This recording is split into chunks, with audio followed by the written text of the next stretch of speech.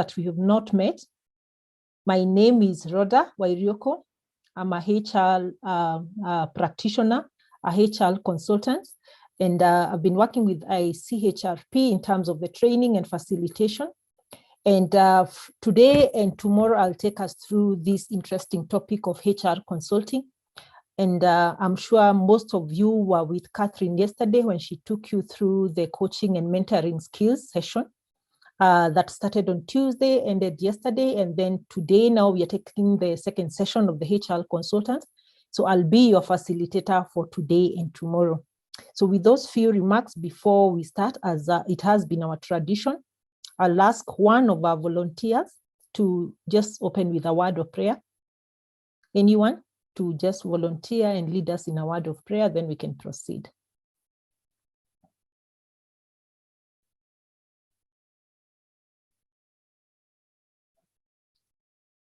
Just kindly unmute, mute yourself, say hi, and just open for us with a word of prayer.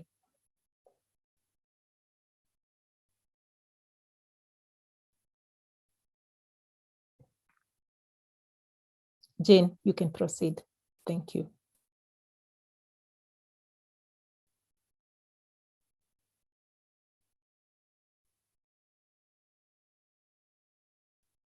Jane, your hand is up. You can do that for us.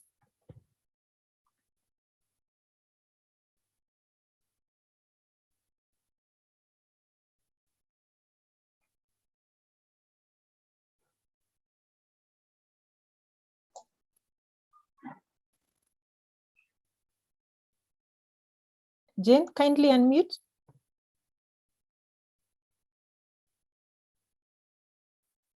Good morning, Beatrice. Good morning, Rhoda. I'm not sure whether Jane can hear you, but as you said, maybe I can step in for her. If she's Please do. Yeah. Right, and let us pray. In the name of the Father, the Son, and the Holy Spirit. Father, we come before you this morning. Lord, we know you love us. We've woken up again, Lord, looking forward to a bright day. Thank you, dear Father, for we are back in class. The last 2 days we have enjoyed ourselves learning, gaining more knowledge, dear Father. And again, we ask that, Father, you walk with us, be with us as we start yet another session. Lord, may we be able to interact. May we have take homes. And Father, I also want to place Rhoda before you, even as she gives us this knowledge, Lord. Give her wisdom, give her ones that come from you. And even as, Father, as we continue listening attentively and asking questions, may you lead us. Bless each and every member of this class, even in our ways of life. In Jesus' name we pray and believe. Amen. Thank you, Beatrice, for that powerful prayer. It's a very wonderful day to start our days with.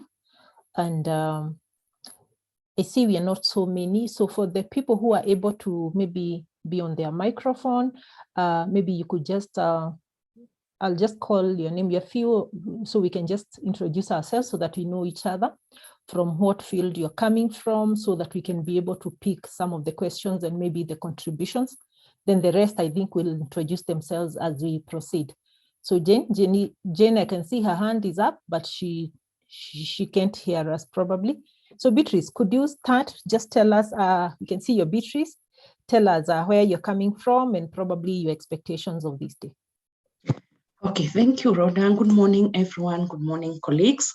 Yes, as you can see, I'm Beatrice Nguo.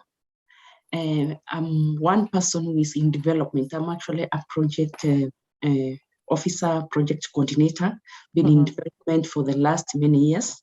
And in between, I've had a lot of interest in HR, been taking HR on the side all the way to the master's level. I was sharing with colleagues the last 2 days that I have not practiced as an HR myself, but you know, the way in the office, you find yourself in the HR committee, you find yourself, you're doing safeguarding. I'm also in counseling. I've been growing my counseling line. Lastly, that's up to beginning of this year, I worked with International Planned Parenthood Federation as a project coordinator. Right now, I'm off work and somehow enjoying it, because then I have a lot of time to do things that I ever loved to do, including taking more courses in HR. And I was saying my next steps, the things that I'm seeing happening to me even in the society, is the coaching and mentoring.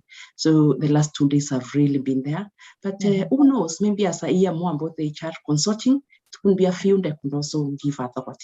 Otherwise, that's me, a very open person, lovely, and always ready to share thoughts. Thank you so much, and have a lovely day. Thank you, Beatrice, for that good introduction. Grace, you can hear us?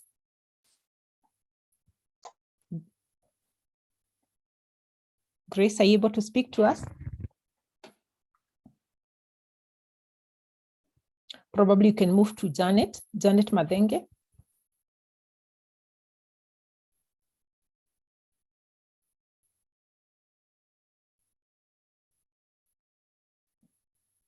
Janet, not yet.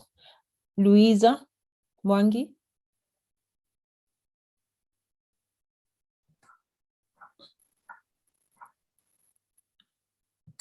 Bandis is not able to unmute. Yes, Grace. Good morning. Good morning. I'm Grace Minor. I'm based in Naivasha. I'm just 1 month out here. I sort of left the company a month ago. And actually, this has come at the right time, because I want to get into HR consulting. I worked for the Lamea Estates for 25 years. And I thought I would utilize my experience. Rhoda, he has come at the right time. Great. As land a mediator. So if I start up my business, I think I should be able to be useful to the society. Thank you. Thank you, Grace. We wish you well, and we'll keep on discussing that. I've seen Janet saying she's not able to unmute. Pauline or Sarah, any of those two, then we'll proceed. I always find it very lovely to hear from people that you're interacting with, to see where we are coming from and also what we want to take home. Pauline or Sarah? Sarah, good morning. Yes.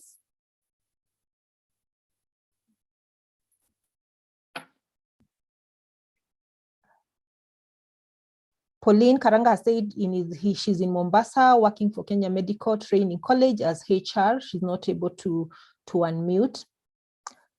So I think that's fair enough. We will just proceed, and you'll allow me to share. Yes. Morning, I can share. Sorry, I just joined. Yes, so my name is Sarah. I work with an NGO called Hope Worldwide Kenya. I'm in the HR department. Great. Yeah. I also did not get an opportunity to present myself. So I'm Nancy Dayo. Yes, I am in HR. I've been a HR generalist for 17 years. I'm also getting into the consultancy space, so specifically recruitment of staff abroad. Thank you. That's great. Nancy, I think we have met before. Thank you very much and welcome back. So with that introduction, I hope I have not locked anybody out. If I have, please kindly just tell us so that we know. I don't want to lock anybody out.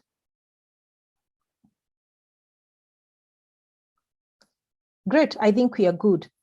So for those who have joined us after we did the initial introduction, I introduced myself. My name is Rhoda Wairioko.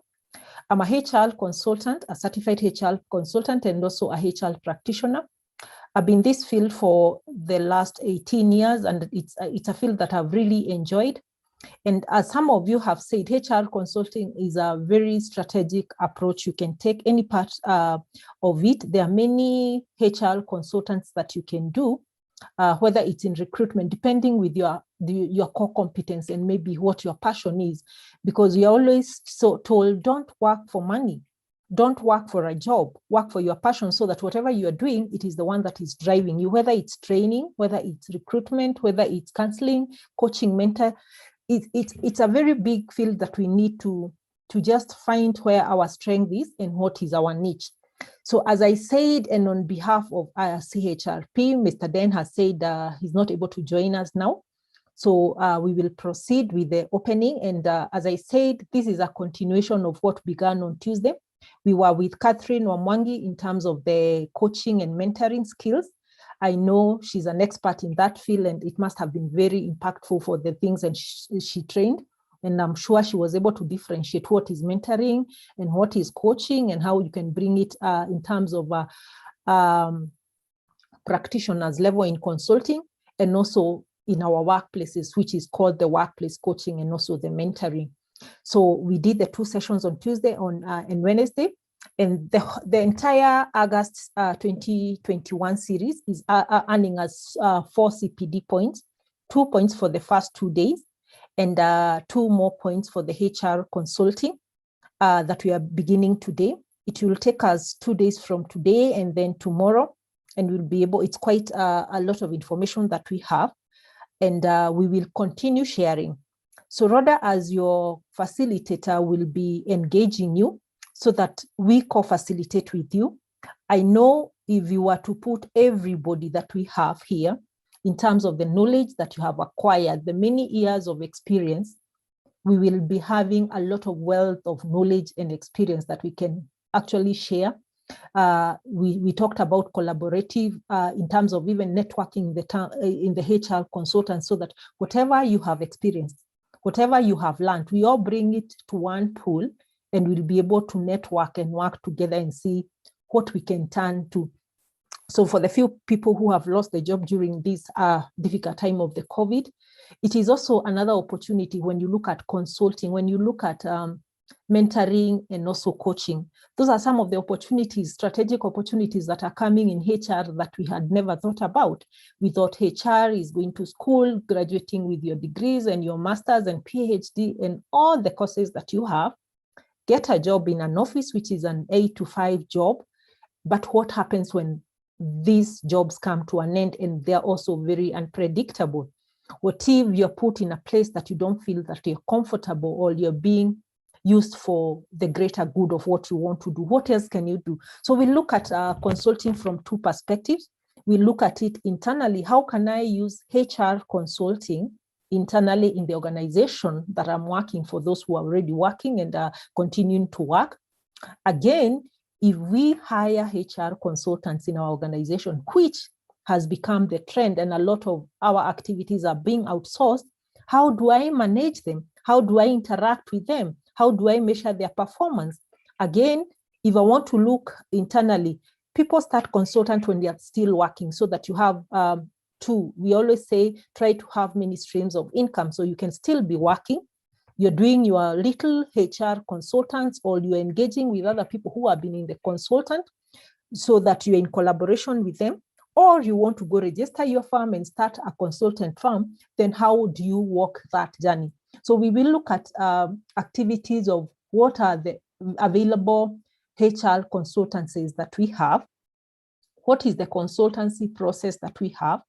We'll also look at the market of the HR consultants, which are the trending or the most marketable HR consulting activities that could bring you money or you could be interested in, and which are the hard to sell and probably the ones that have not been outsourced. So with that, I want to confirm that we can see the screen. Can you see the screen? Yes. That I've shared. Great. So with that, you'll allow me to start, and we will try to use our time as good as possible, and we'll keep on posting so that we can ask questions. And you feel that I'm maybe moving fast, kindly stop me, and so that you can have questions, we can have discussions on areas of interest, because I think we all learn from each other, and maybe the point that you want me to elaborate could be a different point from the other person. So with that, in terms of what do we look to achieve in the next 2 days? So in the next 2 days, we're going to explain what is HR consulting. We're going to look at some of the competencies that we need to cultivate for us to be successful in HR consulting. We look at the do's and the don'ts in terms of the HR consulting. We look at the various stages in the consulting process generally, And we'll also look at the overview of the consulting process model. We'll also look at the 5, as I said, commonly outsourced HR services and the least commonly outsourced functions. We'll also explain some of the myths that we've heard about HR consultant, that it's a fad, it's a trend, it has no money. We will hear about all that. We'll also look at, does this HR consulting that you are learning, or we desire to go, does it have a future, or it's already a saturated market? We'll also look at some of the problems of the outsourcing of the HR, and also we'll explain some of the best practices. So I always like to start my training maybe with a story, and a story very close to HR consultant. We're having a conversation of a startup firm where when you're starting up a firm, mostly we'll hire the key driver, who is the CEO, probably the project manager, and other very lean staff who can start up the firm, and mostly they're financial and strategic in nature. And here we have 2 gentlemen. We have David, who is the CEO of this startup company, and we have his project manager. I can imagine there may be less than 5 in the office, and they're trying to have a consultant on how they'll go around the issues of HR. HR is one field that you'll hear a lot of people say, or probably as it started as a personnel, that anybody can do HR. People think HR is support and it can be done by anybody, right? From a secretary, any administrator can do HR, but that is not true. HR is a strategic, it's a technical field that people need to be trained on. They need to have people skills, their competencies that are required for you to be a successful HR. So again, these are major CEOs and the project, and probably they are strategists and they are financials, they are accountant, but they are unable to crack this nut of the HR. And let's just leave the conversation where David is asking Sam. I'll just read Sam. Ours is a startup company, and we have to still set up our processes and policies in place. Also, we are busy and do not find time to recruit or handle our payroll effectively. Do you have an idea of what they can do? Then Sam responds to David and say, I think we should use the services of a HR consultant firm who can take care of our recruitment and also the payroll. And the conversation continues. HR consultant, he's never heard about HR consultant or the HR consulting. And this is actually what happens with our executives. And Sam goes ahead and explains, yes, HR consulting firms are companies that take care of all our HR related services, and we can outsource some of, or maybe all, HR related tasks to them. I want you to take note of the words. He's actually proposing that they can outsource all the HR services. Some self-help organizations do, so that's also a niche, or they can outsource some of the tasks in the HR, like recruitment, probably payroll, and they can still do with the others. And now David is excited and I say, that is great, find a HR consulting firm for us. And then now that leads to the discussion. Both of them now want to explore this field of HR consulting and also services that can be delivered in detail. So from that point, I would want to pose a question.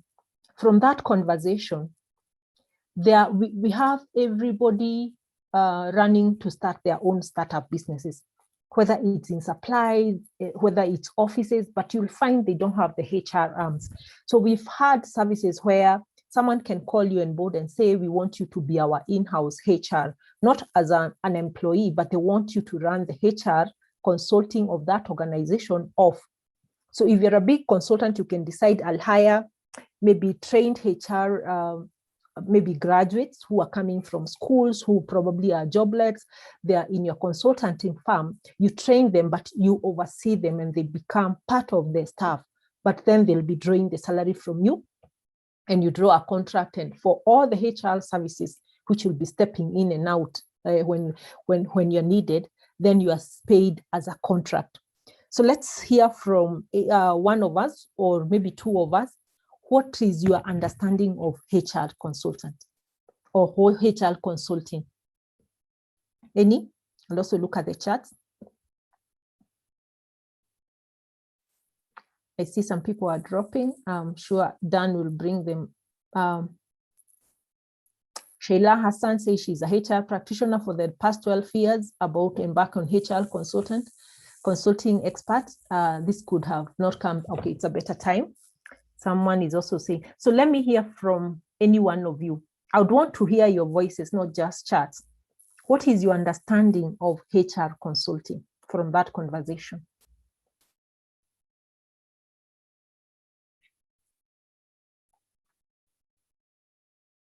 Anyone? I want us to engage.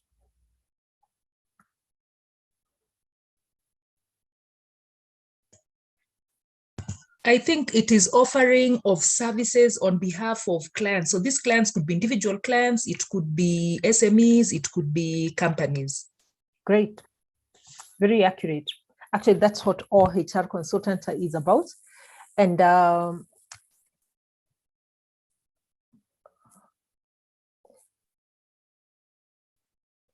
so in our definition, it just says HR consultant is also known as HR outsourcing, which we'll also unpack. And HR consulting is performance of HR-related tasks and services by outside parties or third parties on a recurring basis that would otherwise be performed by in-house in a company. So that's basically, so we have different terms that have been used also to define HR consulting, which we as HR professionals, we should not take them at the face value of it. We should try to unpack each and every one of it so that we understand what are the different niches and what are some of the different HR consulting services that you can have. So the most traditional ones we have is insourcing. Insourcing, let's have 5 of us explaining what the understanding of insourcing. Of course, here we are saying they are synonymous or they can be used interchangeably. But as a HR expert, what does insourcing mean to you? There's a particular reason why I want us to drill into this, because from the background that I've had, where you want to focus, it is very important that we know that insourcing is not just HR consulting, but it could be an aspect of HR consulting. Insourcing, let's hear. I want us to expound and demystify those terms. Insourcing, it's the most traditional way of consulting, which is happening in most of our organizations.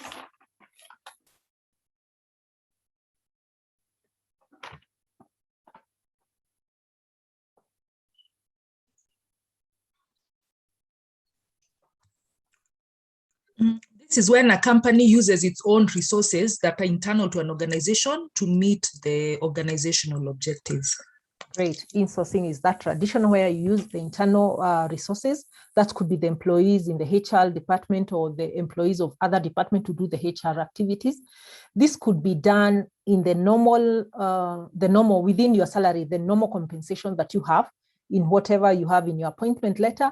There are also some institutions who will have a small incentive for the internal resources that you'll have. You'll find like organizations, if you conduct an internal training, probably, then you're paid as a small allowance. So just to motivate the staff who are within the organization to be able to do more consulting. Offshoring, especially for the people who are working with international firms and also big corporate organizations. What is offshoring?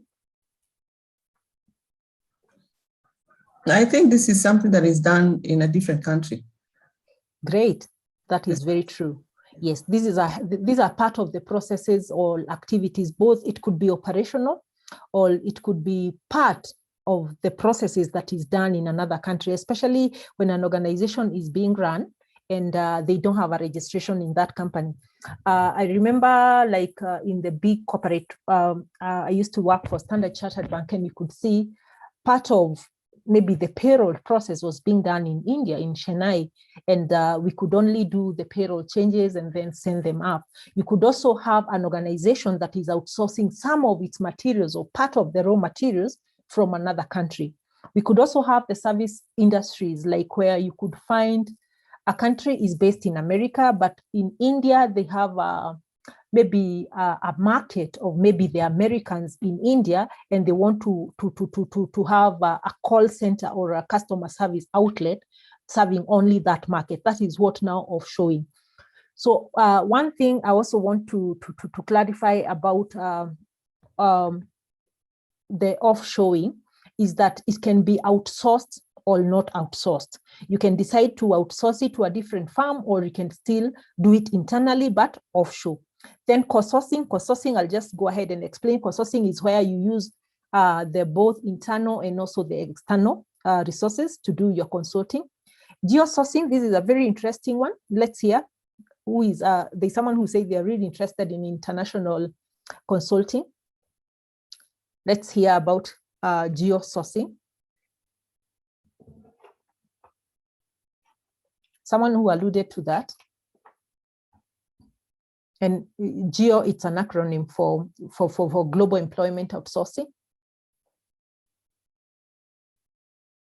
Anyone who has heard about geo-sourcing and maybe some of the examples of the firm that we have in this country that are doing geo-sourcing?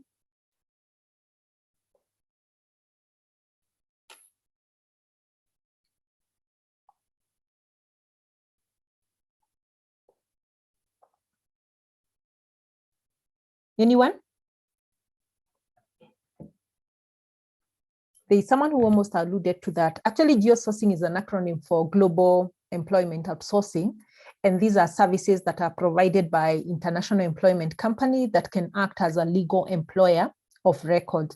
And I would just urge all of us maybe to go and Google a company called Shield Geo, so that you can see the kind of activities they do.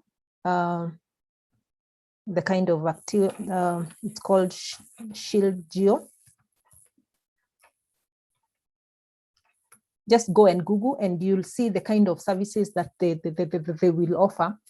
And this comes when you have a person who is getting an employment with an international companies where maybe he's not familiar with the complications of the HR, the legal systems and what have you. So you go through this consulting firm so that they can be able to be the go-between and they act as an employer of record for you.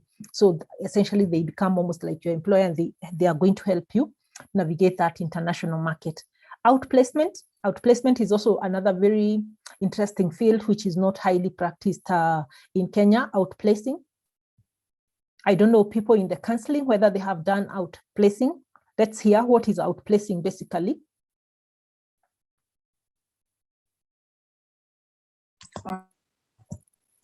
Usually it is used by companies who want to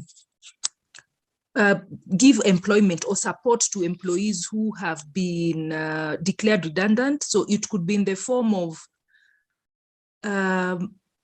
it could be first, they could engage maybe with a counselor and then maybe services to improve on their CVs and probably also to help them to get jobs. So it happens a lot abroad. Even during this COVID, I had friends abroad who were directed to a firm that would now assist them in placement in other organizations. That's great. Do you have any of our organizations that are providing this, especially during this downsizing and the redundant processes that have been declared with a lot of organization? Any experience locally for people who've been given that services? As she has rightly pointed, this is outplacement is where an organization will hire a third party to help the people who are leaving that organization to pick up on getting more jobs, in terms of they could support them as emotional support, psychological support. They help them to spruce up their CVs. Some actually go ahead and even provide physical facilities where you could walk into the office. If you have to make the application, they'll assist you with the printing, the photocopy, all that. But then that is paid by the organization that has hired them as a consultant. Some will go ahead and even provide things like internet. We don't take it for granted that there are people who can sit in their house and conduct a virtual interview. So when these people, maybe they have organized for those interviews, they will coach these employees in terms of the preparedness of the interview. They'll provide them even from facilities of internet and how to do this Zoom so that they're able to go back to the back to the marketplace. Some might even be able to give other resources like outsourcing for medical covers, because you realize when an employee has worked for this long, then their medical cover has come to an end, plus their families. So for the fully fledged consultants firm, they'll even organize with medical services, and you can see there are a lot of investments that are coming around the health, which really matters to people. Maybe you'll not get the big package that you used to get as a family, but they'll give you a modest one, maybe with the premiums. So they'll have factored all that as they're doing their consulting. So this is also a niche, the geo-sourcing. It's a bit complicated, but the outplacement with the current things that are happening, it's an area that you can explore, because you can see we have a lot of people who are jobless. People have just left employment. They don't know where to start.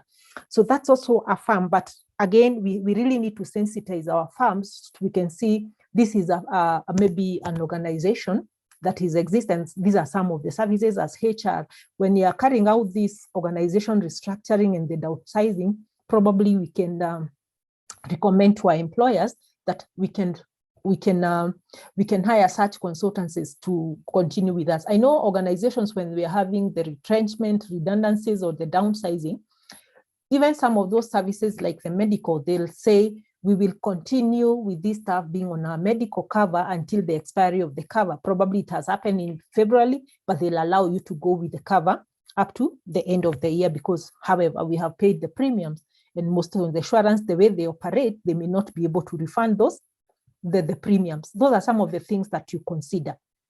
So we will proceed, and I like the way we have unpacked that. So what are some of the value adds? I'm having a problem with I'm not able to see who is speaking. Probably just allow me to stop sharing, then I try to share it as a whiteboard. Then I'll be back.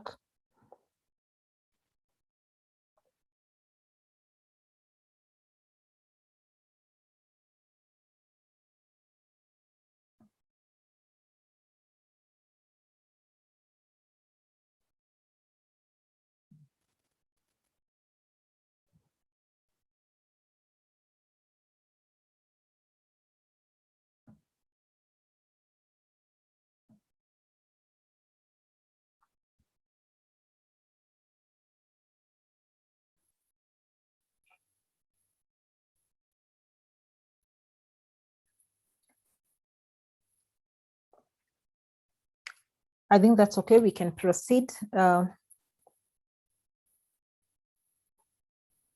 You can see my screen. It's visible. Yes.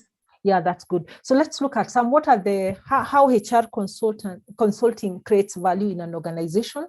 So we'll just go run through them. These are some of the values that we get in HR consulting. The first one is a continuous supply of qualified talents. We agreed we all have a lot of experience in HR. You could have 30 years of experience. However, probably you have not mastered one area, or we can be a jack of all trades. There are people who are very good in some of the HR processes. One of the processes that I find very complicated for most HR practitioners is probably the job evaluation, because maybe there are some matrices and different processes that you may not have the templates to do that. HR analysis, job analysis is quite something very, very easy. The other issue is the performance management, because some of these processes, they may not be technically so hard for you to be able to do, but they are very emotive because they affect people. They affect people's maybe how they earn their incentives, the bonuses. They are politicized in an organization. So again, we want to look for people who have specialized. We have seen people like the consultants who deals with performance management.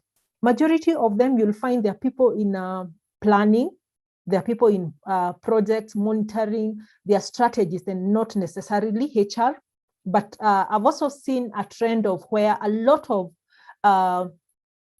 non-HR practitioners who have done other fields, and now they're actually running to take away the HR consultant, because they just go take one topic, take one field and they research and they become masters, and they become better than the HR. Because HR, some of us, we just want to concentrate on the administrative aspects of the HR. And this is where the risk is. You want to perfect on the payroll, you want to be dealing with medical, you want to be dealing with leave management, you want to be dealing with pension, which is already outsourced anyway, and you can do it in-house. And then you neglect the other bigger operational and strategic. And that is where the consultants will look at. It's good for you as a consultant, but we need to look at it from both perspective of a HR consultant. When these people are brought on board, how do you think they are taking away our jobs? Let's look at it. So HR consulting is a continuous supply of qualified talent. And one thing that I learned when I'm working with consultants, because I'm one person who have worked with a lot of consultants, and that's how I got my interest into this, is to try to harvest their knowledge and tap as much as knowledge as they have. They'll have a broader hand than you, who is internally, because for them, they are not affected politically. They are quite in touch with everybody in the organization, and also the business leaders, who are able to share with them a lot of information in confidence, which may not come to you. So harvest to them, not just what they're doing in your organization, but also benchmark with where they have done the other consulting. The other one is growth of leadership and key talent capability. You get that from them. A high performance workforce, because they're able to synergize the whole team, and a compelling employment bond between the employee, the employer, the organization, and also the consulting. And also in terms of the cost aspect, this is one of the easy to sell aspects when you're looking for consultant. When you have internal resources, the costs per transaction is quite very high, because for this person, you have to deal with the leave days, you have to deal with the medical cost, you have to deal with pension and gratuity, the cost of tea, the cost of electricity, all that. So to do one transaction, it becomes very expensive because of the things that you're dealing with. But when you have a consultant who has a fixed term contract with a fixed amount of money, then the other things for the logistics and their other issues will come separately. So the operational cost and also the effectiveness, because they are looking at the timelines and the deliverables, and performance becomes more easy and cheaper for the organization. But now if you look at it from internally, you say, Rhoda, you want us to do away with this cost so that we can hire consultants. I'm having great. So let's look at some of the benefits. Some of the benefits that we have in terms of the HR consulting. Are you able to see the full screen? Are you able to see the title? Yeah, no. From my end, yes, I'm also having a challenge.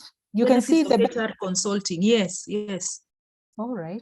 I think I need to deal with but it's okay.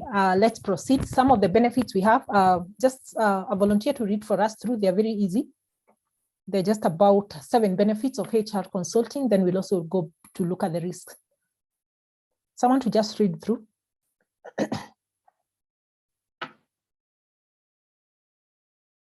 Nancy, are you able to read for us? I can read. Okay. Thank you, Sarah. Benefits of HR consulting: provides access to outside HR expertise, provides great diversity of HR services, provides leverage of using vendor investments in technology, rarely available in HR organizations, limits, free. Fiduciary, yeah. I'm not sure how to pronounce that word. Audit and legitimization risks and liabilities, provides upgrade levels of customer service, eases time pressure and demands. Good consulting firms can provide better, faster, and cheaper service. Yeah, great. Those are some of the benefits that you reap from using the HR consultants. You tap into the HR expertise of the people who are coming from outside. There's also the diversity, because the people who are coming on board, they have different experiences and they have worked with different organizations who are like you. One of the things that we look for when we're hiring a consultant, have you done similar services to similar or bigger organizations? So they bring that diversity on board. Again, the other issue of leveraging on the vendors' investment in technology. You'll find like some of the consultant has actually invested very heavily in terms of the technology. One of them, you can see the people who are doing the recruitment, they've been able to buy technology and instruments that can do issues like the psychometric tests, and they have paid those licenses. And for you, because maybe you're just hiring for one senior manager or two, it might not make any business sense to go and buy those licenses. So you actually ride on that, the economies of scale that they have.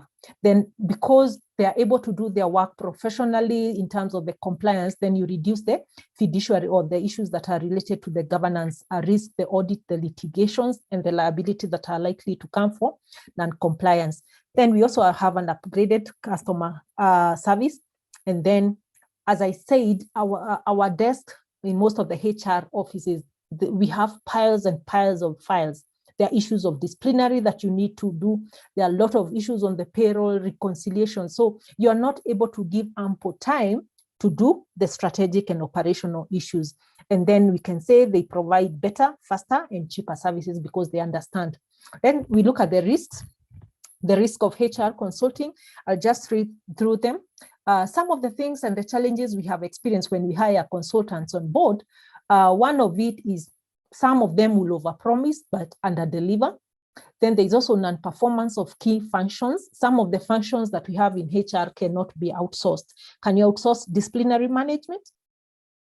Some of those have to be done by the internal resources. So as a HR, those are some of the activities and the functions that are very impactful that you pick and say, these are the minimum that we cannot outsource, that I would want to concentrate on. Then the other things then, especially the administrative ones, you can give them out. Then the cost of managing and coordinating this consultant, it's not so easy.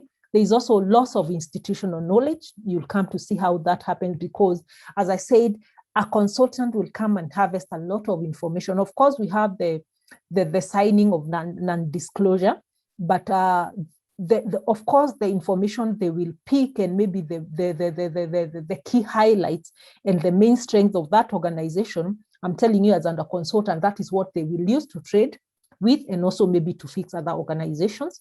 Then difficult in managing vendors' relationship, unless you have very clear performance management metrics, then it becomes very easy because they seem to be having an upper hand than you. So you must insist and you must know what you want to measure at the end of the day. Then change in consultants' business and financial stability, especially like this time for COVID. A lot of consultants' firms have been affected negatively in terms of the financial capability, or maybe their staff have left, they have moved from one consultant to another. So if actually they have already an ongoing project, they have really been affected, then there is lack of fit with the company culture. You've seen some consultants who will come on board, but they want to insist it's either their way or the highway. And maybe some of those things conflict with the company culture, the culture of the organization. But you look at it from a different perspective because you may have a consultant who is very professional, want to make things, and you can agree with HR, this is how we need to operate to avoid litigations. But maybe the internal environment or the company politics, they want to actually coach or even direct the consultant in what they want to. This happens a lot when you're doing issues of downsizing and the redundancy because we already have an end in mind. Probably the person they want to remove is that the HR, the finance manager, they come with a target in mind, but they want to sanctify it through the HR consulting.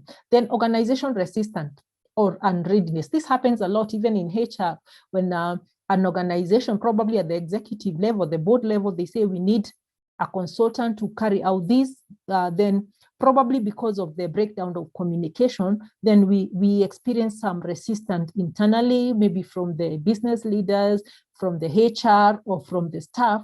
And there's that anxiety, especially when you hear an organization is carrying out a job evaluation or even job analysis or job grading or salary structure. What comes to the mind of the staff is that panic. They want to take us home.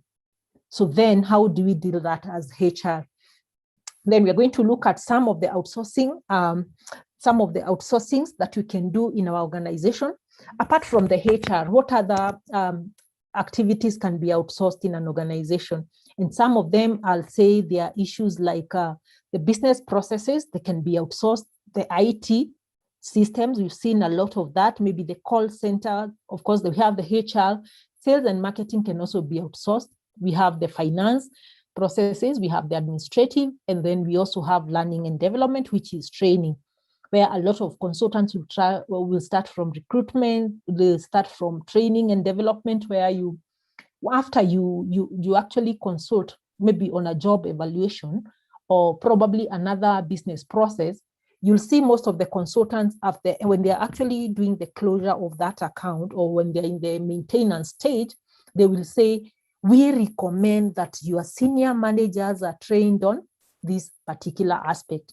Then after that, they say, now we don't need to roll it to the entire staff that they are trained on personal financial management to reduce the disciplinary cases. They need to be trained on performance appraisal. So that is how you actually mint more business from that client. And you look for more strings of opportunities that you can do for the clients. So again, why do we need to outsource HR functions, yet it can be done internally? So some of the reasons that we have for why we would want to outsource, I'll just give a few, probably just 5, and then we'll proceed to see what we will go next. Then, so the first one is to allow the internal resources that we have in HR to focus on core competencies. Number 2 is to create strategic opportunities for HR professionals. As I've listened to a lot of you, some are looking into getting into HR, probably going through employment to HR or transferring to HR department has become a tall order because they'll ask you, we need someone with this blah, blah number of years of experience in HR. Yet you have passion, you have training, but maybe you lack the experience to join. Some have already been the HR for a long time, like one lady shared with us, she's been in HR for the last 25 years. But then suddenly in a month, her jobs have come to an end. What does she do with that wealth of experience that she has accumulated? One thing that I can encourage her and say, when we have the HR consulting, it is a strategic opportunity for all of us, whether internally or outside, that even the experience that you have, you can package it and partner with the other people and use it for HR consultants, and you get your fees from it. So it creates, the HR can now concentrate on core competencies and operational, as I say, the strategic, so that you become a strategic partner in the business, or you can take the niche of HR consulting. And all the HR need to work together so that they can know when this person is doing the consulting, the other one is concentrating on maybe developing HR strategies and maybe doing the budgeting and the HR plans. They want to go do coaching. They want to implement mentorship in the workplace. It all works together for the greater good of the profession and also the staff, because that's people development. One of the American authors said, if you're not dealing with people in an organization, I think that is the best thing that you can ever do, because you can always bet on people, but you can never bet on the strategies that we have. So the number 3 is to improve the quality, efficiency, and also the effectiveness of our operations or the HR functions. The other one is to relieve from administrative burdens. I don't know how many of us still have they still have messengers in their organizations. They still have their own security guards employed by the organization. They still have cleaners who are their employees, because HR and admin goes together. Do you have any experiences that you're in an organization and the guards are still your own guards, security officers, apart maybe from the manager, where the cleaners are your own staff, where the messengers are your own staff? Do we still have? Let's share experiences. How many still have?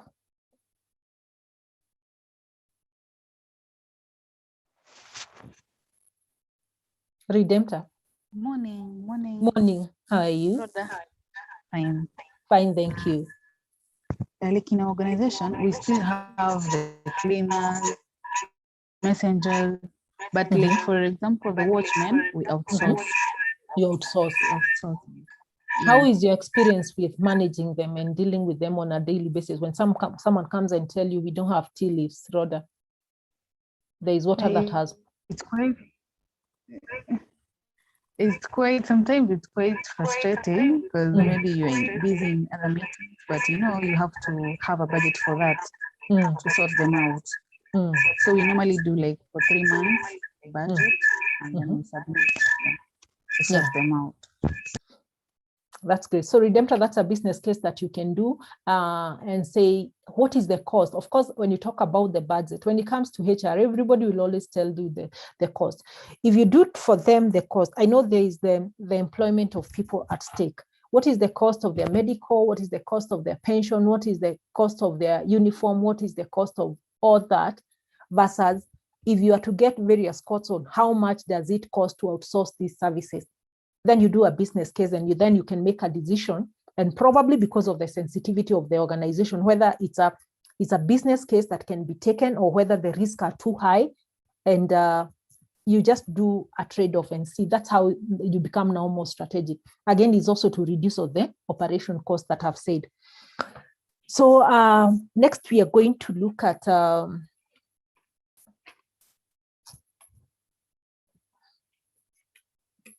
when is the best time to do HR outsourcing or the consulting? Is there the best time or the wrong time? What are some of the things that you look at to actually make a decision? Do I outsource or do I not outsource? So when to outsource, some of the things that you look at is when there is high HR service delivery cost, or there is no scope for further investment in technology. I think I gave the example of technology where, the kind of process that you want to do, we are not ready to do that kind of investment. And maybe you say we can outsource the services of people who already have that technology to do that for us. Then to end administrative transactions and to focus on strategic work. I think I've explained that you not want to be dealing with so routine administrative work, because you want to become this strategic HR. We have seen a lot of trends in the HR partnership. You don't want just to be dealing with the personnel work of the HR. You need to sit at the board level, because how do you grow as a HR to be that director, to be that CEO, to be that person sitting in the board? If you look at the current constitution of the many boards, you'll see there must be an aspect of someone who is a legal mind. There must be a HR person in that board. So who will take up these positions if actually we still want to remain with our manual personnel work? And how do we create for opportunity for those people who want to come into the HR consulting? Because you'll also always hear HR cannot sit at the table.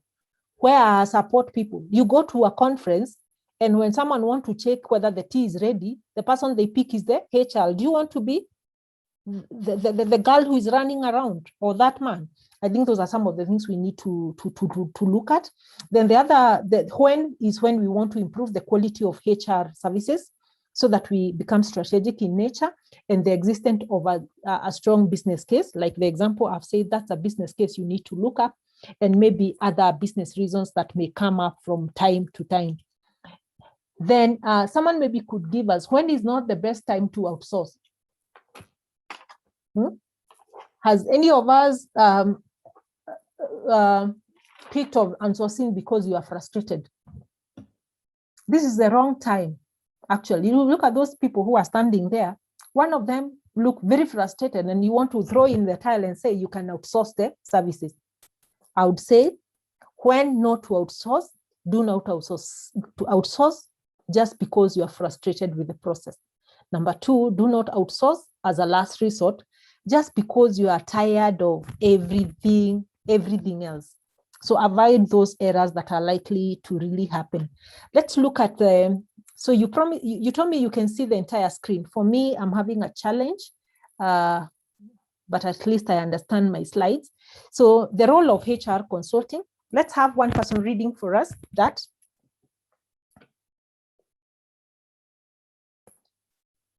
What is the role of HR consultants? When you bring a HR consultant, or when you want to become a HR consultant, what is your role? We start from the first step. You can see this is a road that we want to travel, right from the first step to the second, you read to the third step, to the third, to fourth, and to the last one. Let's have a volunteer Can we have a gentleman this time round?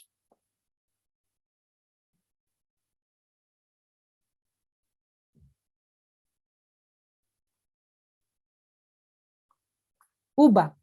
Is Uber. There's someone who with the name Uber. Is that a pseudonym? Or that's his name or her name, Uber? Can you read for us?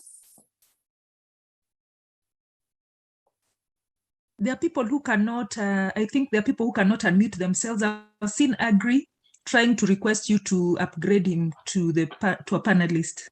Oh my God, that has to be done by then. Then I'll write him a message so that he can upgrade him. Oh, that's, yeah. I'll ask then so that he can do that. So Nancy, now that we can hear you loudly and clearly, read for us the 5 steps, the 6 actually.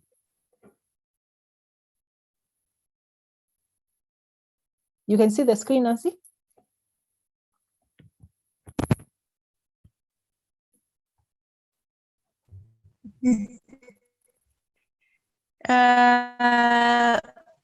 Nancy is breaking. Work with the leadership, role of HR consultants, or work with leadership. Sorry, yes. Can we hear Nancy? Nancy, I think you're breaking. Yes, I can. So that's okay. Work with leadership.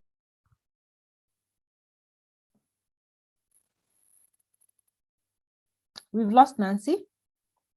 I think she's struggling. I'll just run through. Basically, the first step, you're just talking about focusing on critical human capital needs of the organization.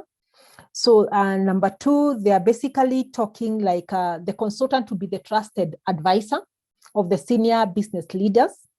Number 3, we are saying they need to translate organization needs into the HR requirements.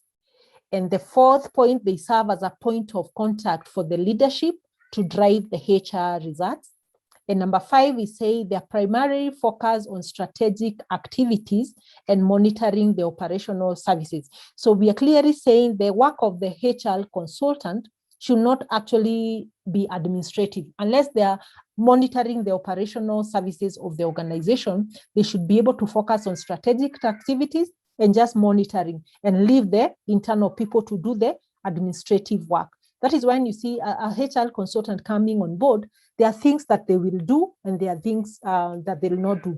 So it is one of the critical factors that we ensure that we have the roles and the responsibility of the person who is facilitating and driving the process and the consultant clearly laid out before we start the consultant so that we don't have a conflict of duty. When to communicate, how to communicate, seeking authority to communicate, that should be very clearly spelled out. So I'd want to post there and ask, I take a few questions or I go through the chat. Anybody who has a question so far? Before we move now to the criteria of selecting the HR consultant. Any question? Let me pick a few questions. Nancy lost power, sorry. She's trying to get back to us.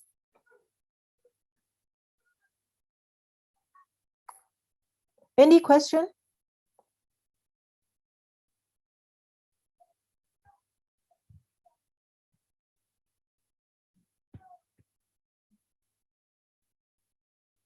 Any question?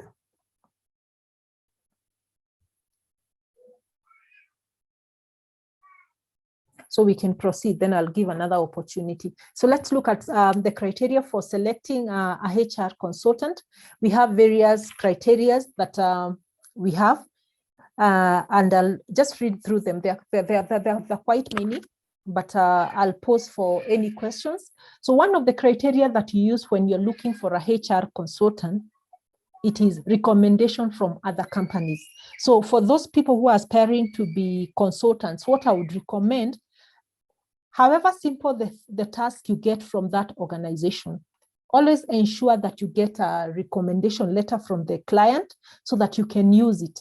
In terms of when you're doing your proposals and the profile and they ask you which other organizations that you have worked for, then you can give a copy of such letters, or you can put one slide that has all that. So recommendations from other companies. And you'll find in the consultants field, a lot of maybe also the word of mouth really works. When you can ask, the people who are in the public service HR profile or these other group HR WhatsApp groups, you've always had people posting, do we have a certified mentorship, maybe mentorship coach or a coach that I'm looking for training to do emotional intelligence? The moment you say, Rhoda, I'm here for you, let's talk, then you side chat. So a lot of that helps, especially in the networking of the HR, because I can hear a client who wants this particular kind of service and you don't have the expertise in that.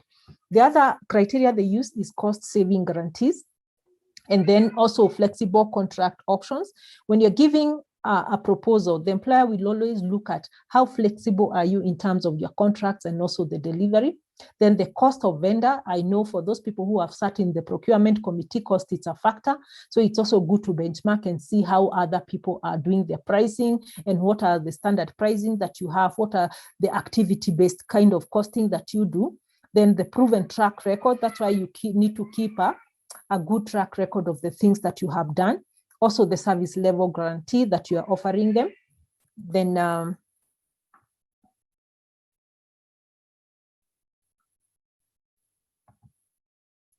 the other factors we look at is the compatible corporate culture. We looked at where the consultant is not compatible with the corporate culture. So they'll also look at your values, what you propose to deliver, and how compatible are you to the corporate culture. So as you're doing your proposals that we'll see, it's always good to do your analysis of the organization or your client. Ensure that you do your background checks, what they like, what they don't like. Do enough research, then you are able to actually align to their needs. It's also good to really probe whether you're going to do some calls or get more information before you do your proposal to look or to maybe to understand the client, what is the pain point and what are the needs and what do they expect you as a consultant to do. Also, they determine the consultant current workload and capacity, whether you're able to deliver that.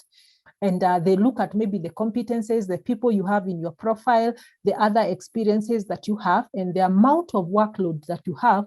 This is just to determine whether you have sufficient time for them and to capacity to deliver that in terms of the manpower, your lead consultants, and also in the financial capacity to carry through the project. Also identify the must-haves and the nice-haves. So when a client asks for a proposal, it is good, just like a job application, what are the things that are mandatory for you to provide and what are the things that are added advantage. So it's good to really analyze and ensure the ones that are must-have, you really ride on that. And then the nice-to-have will also add you some marks. So the things that you have done that you think that make your organization stand out, give them out. Then your use of technology, they want to have an agile consultants. So for those people who are doing the startup and they may not have maybe technology, what I've seen the other consultants do, they will collaborate and partner with other organizations. For example, if your interest is in recruitment and you are just there as a recruiter, you don't have the psychometric test, you don't have maybe the aptitude test.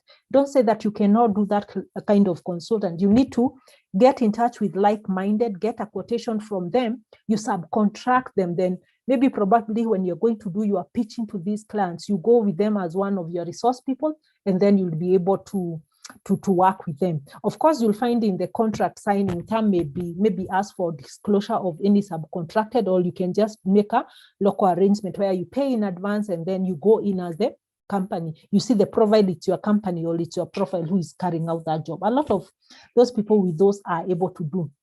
I know they're HR experts whose the specialty are purely on technology, and they may not go and do these other things, and they may not go and do the recruitment. Even organizations like KPMG, they don't have those technology, but they outsource them. Then you've seen where you've gone for interviews, and then the link that you've been sent for the aptitude or those psychometric tests, it comes from a different organization, or maybe they just use the same email. So that's what happened. Then they also consider the local and also the remote kind of working that you have, because they really want to understand how are you going to carry out your job. Then you identify the consultant's recent appointment. It can tell you about the market confidence of that person. The other criteria you look at is the HR process expertise. How you do your proposal can actually tell whether you really understand your work or how you're going to carry it. And the methodology is very, very key. Then be aware of maybe the off-the-shelf solutions that you're getting. Also, we should be able to determine the consultant current weaknesses. If it's financial, maybe it's manpower or the lack of experience. Then you also determine the state of the provider, the market share, and how many people do they have in that market that you have that you can be able to give them the assignment that you want to give them. Then we'll go ahead and look some of the competencies of a successful HR consultant. Can everybody be a HR consultant? What are some of the skills or the competencies that you need to develop as you pick up the HR consulting? So we are going to look at about 8 competencies, and we will just run them through. The first thing that you must have as a HR consultant for you to be successful is facilitating organizational change. And that is why I urge a lot of HR that leave our administrative desk. Participate in those organizations' discussions right from the strategic planning for you to be able to know the needs of the business and how you need to change the organization. Issues like the business continuity, the issues of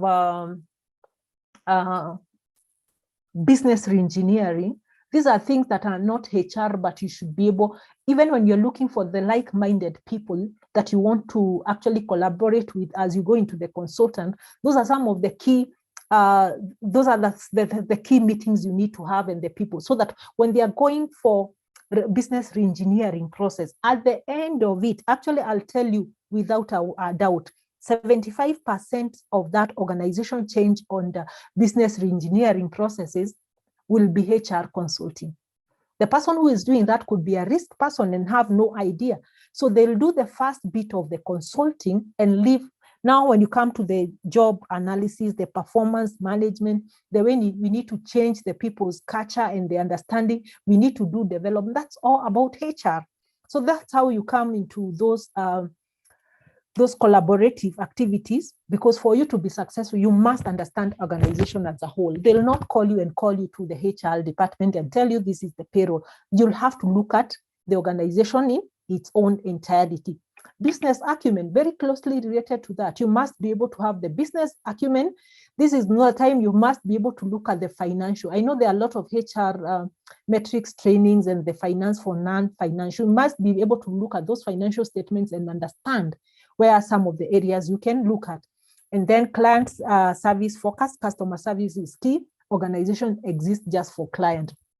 And whatever you're doing with the people, the output must be the client service. How are the organization being experienced by the client? Then organization assessment, which is the first thing when you come to the processes of consulting. Consulting skills, that's why you're in this class. You need to be imparted with consultant skills. I know because of the short period and it's just 2 days, we may not be able to instill in you all the consulting skills. I can tell you you need to do it even more deeply, where you will go and get consulting skills in terms of each and every topic. Like when you're doing job evaluation, how do you do right from the proposal to the output? When you come to coaching, you'll hear, even as Catherine was taking you through the coaching, she has gone through a process of 6 months or 1 year, and she's still on the learning where she has to earn her points to become that expert. Also consulting, there are those skills that are there. And you can look for even certified courses in the consulting as you keep on building those skills. The other competence that you need to have is personal and professional impact. You must have a personal touch and a professional impact to an organization. That when you walk into this organization as a HR consulting, your processes and your impact must be felt. How you dealt with people, how you made them feel, how you are able to streamline the HR systems and the processes, and also accountability is key. We said one of the risks we have in HR, you overpromise and you underdeliver. So whatever you promise, you must be accountable for each and every of that. Any question at that point? I know I've moved a bit fast. Posing for a question, a contribution, a comment. I can see we are 25 of us already. Let's hear an observation. Who has come on back? I know we had lost Nancy. Just a comment. A confirmation that we are following. Following. Following. That's good.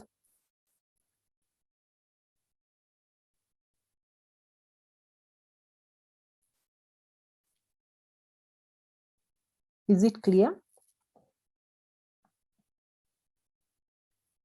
Or we are still digesting? It's clear, Rhonda. We are following.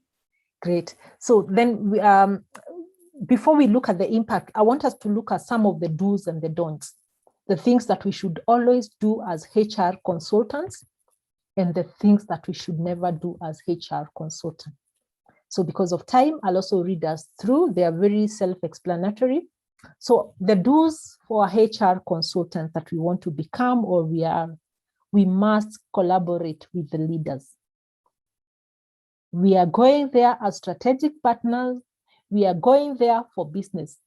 One thing I'll not lie to you, HR consulting, you are in business to offer solutions through your effort, through your expertise, and also knowledge. So as we are doing consulting, it is not free of charge.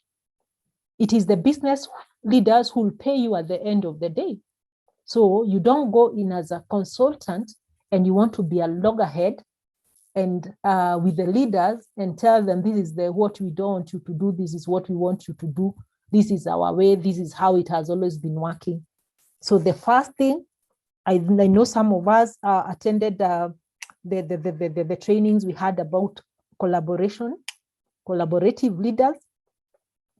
We must collaborate with the leaders, that is at the business level, be it at the board level, who probably give you this contract or who will pay you, or the senior management or the business leaders that we are going to work with. Number two, participate in management of the business from a HR perspective.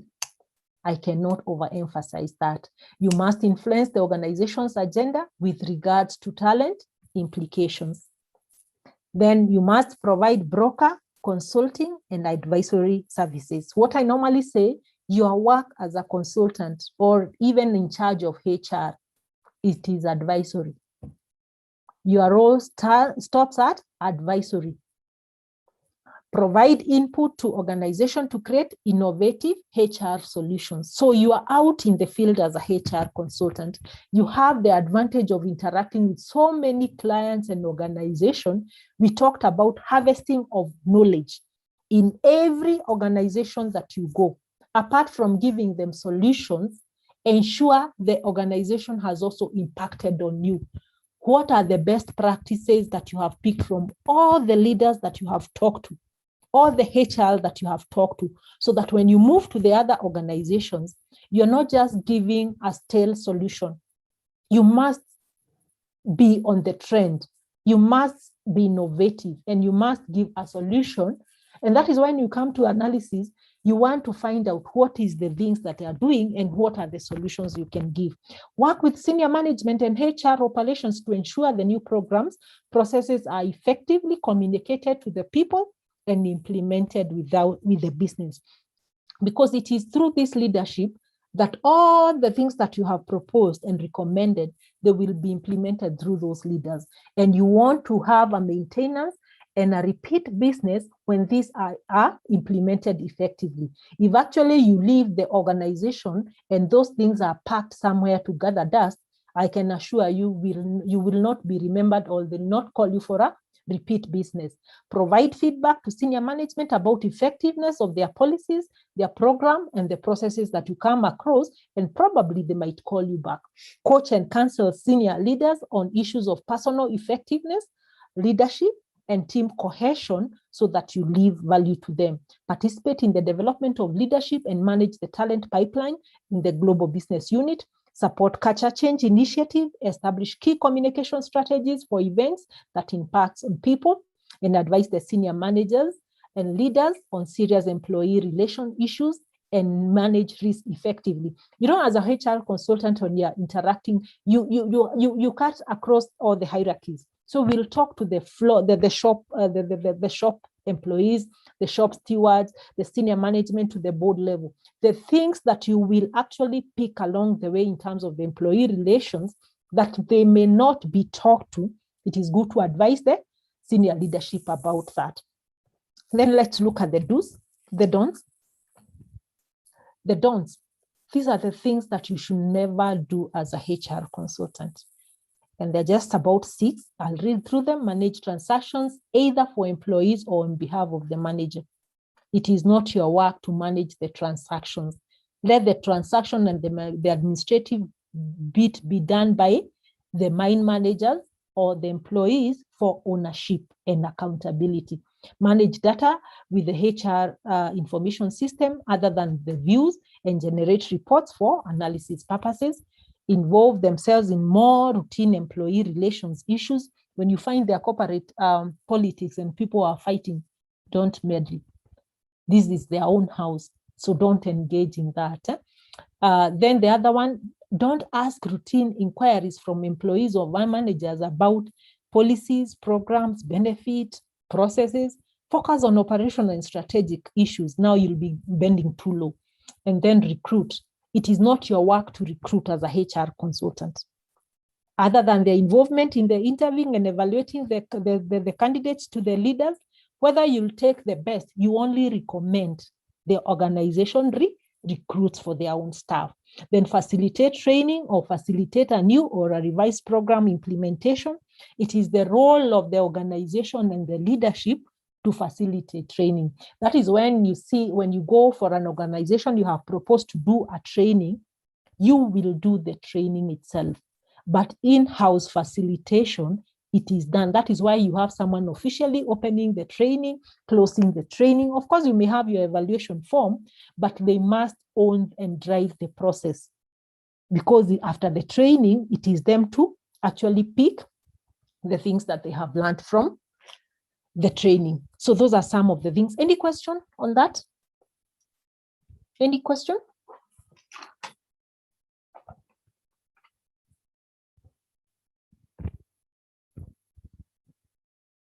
Any inputs? Eye-opening, following, very impactful. I'm seeing your comments.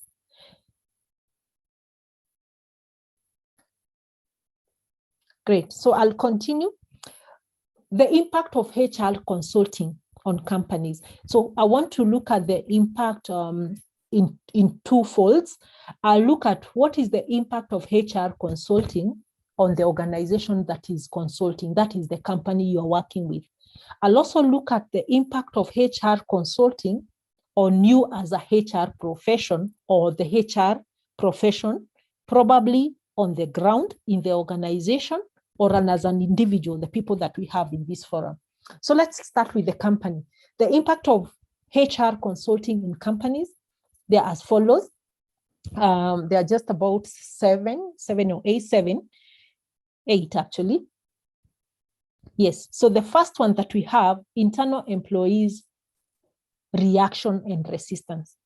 We talked about that, especially when you hear an organization has hired a consultant to do organization review of the organization structure, job evaluation, or probably you've not been consulted or involved as the HR. Then you wake up in the morning and you're told, we hear the board or the CEO has picked a consultant to look at the HR or to audit the HR. There's always that internal employee reactions and also resistance. We will look at how we should be able to look at that. Then the other issue we have, HR executive can start taking part in operational and strategic decisions, which I said, if they offload for you most of the administrative work, then you can sit at the strategic table and concentrate on operation and strategic issues that add value. For me, what I've learned as a HR, I've really learned not to engage myself in this routine everyday work. You maintain a strategic overview role on how I look at it from a business perspective. How am I being impactful on the business? How am I able to support the business to actually achieve its strategic goals and objectives? And I always ensure there must be a human capital pillar in the strategic plan with their key objectives and the deliverables. Then elimination of bureaucracy, I said HR consultants cuts across the board. And probably as HR and what I've seen from the seniors who are more senior and who are before us, they'll come and tell you, Rhoda, these things you are struggling with, you may not make an impact by yourself because maybe the company politics, we are always told that the prophet is never recognized at home, but you need to look at the other people you can strategically align and consult with, who will come and tell the board or the senior management organization as it is. You may not be able to do that. You may be risking your job unless you want to risk and then you jump into consulting. Then the other one is improvement of customer service. We said if we leverage on technology, even the self-service platforms that we have, it becomes very easy for the people and for the organization and also the customers. Growth of self-service platforms, I can't emphasize that. Then there's the slimming down of staff. You have a lean staff who can just do the operation and strategic. Then cost saving, and then it serves to guide other organization functions such as IT, accounting. As I said, once you want to do HR consulting, it will guide all the other processes that we can outsource. So that is on the company perspective. Then what is the impact of HR consulting on HR profession? Is it taking away our job? Or what is it doing? So we look at it. In terms of the impact on the HR profession, I look at it from these 6 perspectives. The first one is internal politics is eliminated, as now the HR consultant is a business partner and they're operating from a position of an own. They are not aware of the company. Of course, you've done your own research and you have known how people are strategically, you have known what are the source of the powers. You might think it's the CEO, but it might be that the union staff or the other person. So once you learn all this, you'll be able to navigate the internal politics from an external perspective, and the recommendations that you'll give is highly likely to be taken rather when it's coming from an outsider who have experience. Because even as you're throwing your experience and examples, you'll not be telling them, I have had XYZ company is doing this and this. You'll not be telling them that I've heard from your staff, this is how the board behaves. They'll tell you from another client that we have, of course, not the real data. These are some of the things that I have experienced, and this is what was the impact, and this is how the organization went down. So unless we reform, but then we'll not make any progress. So that's how you take the approach. It enhances credibility because it's coming from a professional, an expert who has worked for many organizations. It also creates a decentralized structure because if you look at our organization, they are highly bureaucratic. There's a way you can't jump this structure to go to, there's that escalation matrix. But for a consultant, he's able to interact from the people through the focus group, through the questionnaire, through the interview, through maybe filling of forms, and then go to cut across to the supervisors, to the business leaders, to the CEO, to the executive, to the board, and also the highest in the board. So it has that enhanced credibility, and they're able to synchronize all that, something that you may not be able to do internally. It creates, it leads to great strategic focus, because one of the documents you keep on asking when you land in an organization, it is the organization structure. We need to go see maybe the last 3 strategic plan. We need to look at the performance. So you are able to evaluate from a very high perspective.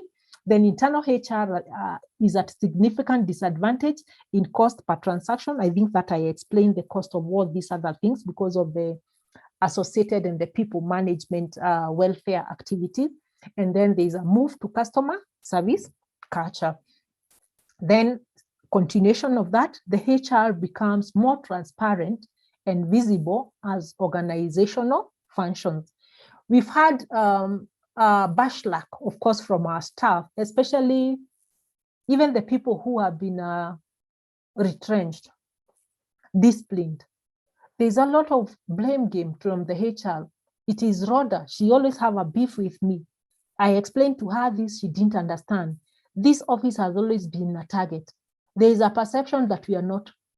So when you outsource the services, because you are coming from a neutral perspective, then the HR services become more transparent, and then you become more visible because those reports have to be done to the highest level. Alignment of HR strategy with the corporate goals, I think Ada explains, and HR is far more measurable in terms of the deliverable. We'll see about some of the performance metrics that we normally use for the HR consultant. Then leads to management and organization development as they can concentrate on the bigger picture than administrative. Then develop competencies to remain valuable. We said we learn from the consultant. The consultant will learn from you. Both of you will learn from the shared experiences and the knowledge of where the consultants have also passed. Then it leads to development of new roles. And now we have what we are calling, I've had people saying they're aspiring to be HR consultant. That is a new job. It's a new role that can come, that even out of employment, now you can go into full-scale consulting. Then if you are remaining, you're able to become a HR strategist. You see, even the new advertisement, people have even changed. We no longer have the personnel manager. People have moved from the HR manager. They have moved to the human capital. Now people have moved from the human capital. I'm seeing a lot of director people in culture. What next? Internal HR consulting. You know, you can even do temporary HR consulting where you hear the head of HR has gone for a maternity leave or unpaid leave. Now we are looking for a temporary person to do this in the HR consult. So those are some of the opportunity that comes when we go to the HR consulting. So with that, we embark on the HR consulting services. And then I'll go through those 2 slides, and from there now we can embark on the other topic of the consulting process. We go through now the elaborate process, what are the activities, the objectives, and the output that you look at every. So the consulting services that you can have in HR, there are many. Some of them we can call, is what we call the senior level search. You might just decide to concentrate on senior level management search. You can do kit and recruitments, you can do permanent staffing, you can do temporary staffing for those people who want people for a short activities. You know, there's data entry, stock taking. You can also do contingency hiring to junior to middle level, and then retainer-based kind of senior level recruitment or contract to permanent. Someone to explain to us what the understanding of kit and recruitments are, which is a very recruitive area and where most of the organization will outsource. What is kit and recruitments? Let's have a volunteer.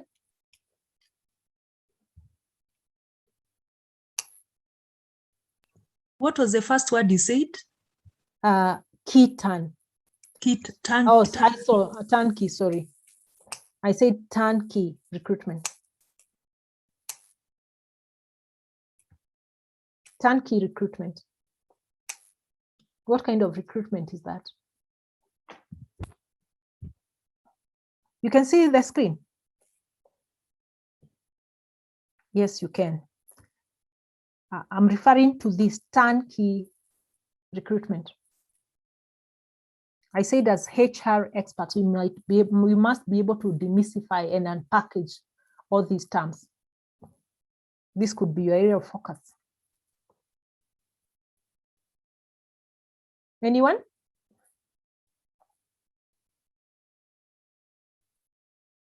Turnkey. So turnkey recruitment is what I would term as mass recruitment. When an organization is embarking on a mass recruitment, maybe they want like 50 graduate clerks, and all they need is degree in business related, second upper, with no experience. And they'll say, why would I engage my senior managers to do that kind of recruitment? And then you'll find, like, even in banks, they're ready to do, as long as you have a second upper in this degree and you can confirm and do the background check, then they are ready to train you, because they'll take you through a 2 weeks or a 3-week training, and the training are operational. So they'll take you from the induction, they'll do the onboarding, they'll do the induction. Then if they want you to become the clerk, they'll train you on clerical, they'll take you through the teller management, all that. So they are still comfortable. They don't care whether you're an engineer, you're a HR, or you've seen that in the banking industry. So those are what we call the turnkey recruitments, and a lot of these jobs are outsourced.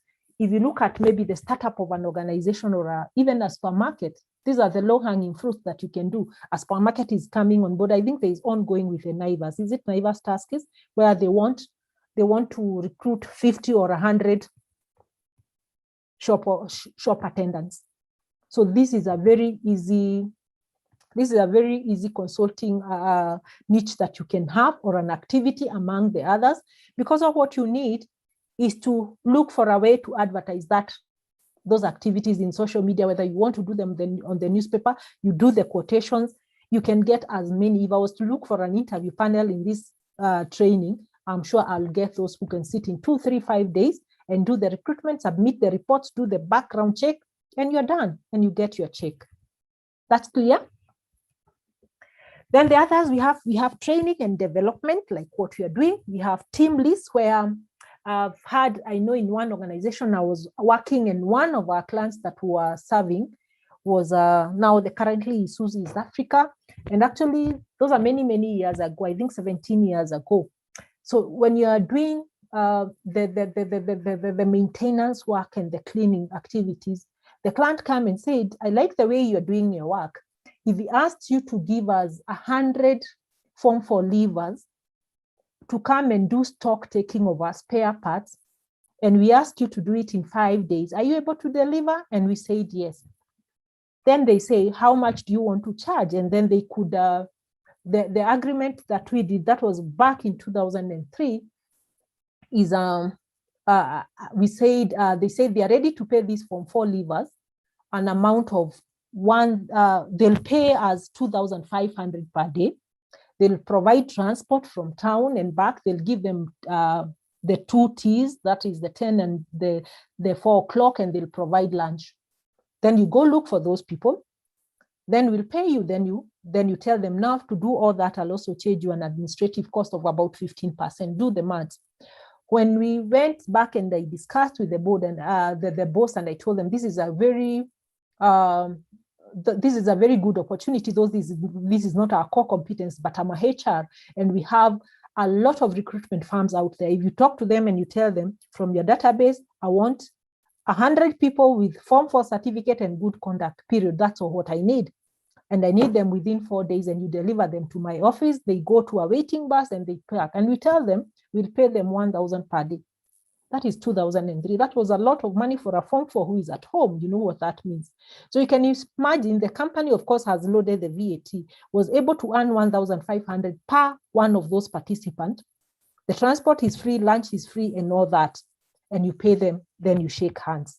And you see now the person who is contracting with this person, it's not you. It is the recruiting firm. So they'll do the background check, and the fee they will charge to the people they have provided us, not to us. That was good business, and we tried it, worked, and that became another line of business for them. And they could even ask for 70, and it became a business they did for about 3 years. So that's what we call team listing. Then reference and background checks are self-explanatory. Employee assistant counseling, we had that from someone, which we also said in the outplacement is also an activity if you want to combine it with HR. Healthcare benefits administration. A lot of us outsource our medical schemes. Pension benefits administration. I think that's self-explanatory. Retirement benefit administration, those are self-explanatory. Payroll and software services. Employee relocation. I know we have in our HR policies that when an employee is transferred to another location, then we provide relocation services, or a court of maybe the movers and the transport. So some of those can be done. incentives, the HR information services, sourcing consultants. Sourcing consultants and the legal services will look at it from a strategic partnership where an organization probably is looking for a strategic partner who can finance the running of the organization. So then hire someone who is like a broker to be the go-between so that they can source for them. I've also seen organizations when they want to get a facility from the bank, and it's a huge facility, they look for a sourcing consultant who will approach the bank and they do the negotiation, then you get a fee out of it. Screening and workplace security, we've talked about that. Process, project, and system management, that one we have talked about. Let me pause there before now we go to now. I think we are done with the easy things. We will go to the process. How do you do the consulting process? I want to look at my time. Wow. Do we need a break? We still have a long way to go. And I don't want to go back with anything that I had packaged for you. I know the notes and all this presentation will be found on the portal, but it's good that you listen so that when you go and read, it will be very easy for you to understand. So I want to take you now through the process, the stages, how you package, how you move. So before we move to that, I need to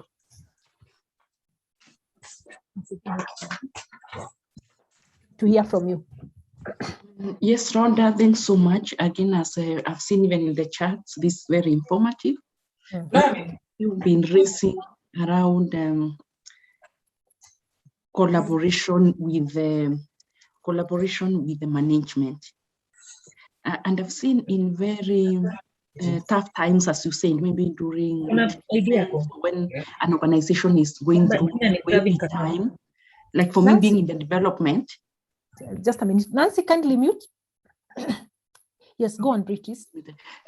Like for me being in development, meaning I work mainly with the non-governmental organizations, there are times when just the strategy is changing or the management has all changed. And at times you have consultants and you can tell clearly this collaboration is hurting the staff, because there are things that have not, the politics or things that have not been agreed on, even strategically internally.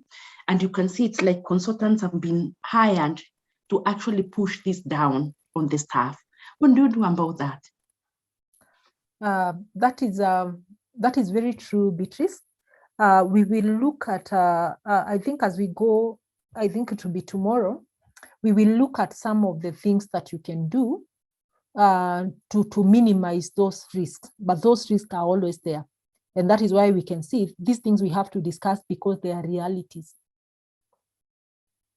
There are realities on the ground. And you see now the consultant is looking at it from a perspective. Now you want to go into consulting. There's that belief that is the person who will sign my check. That is the person who will give me the next job. My work is advisory.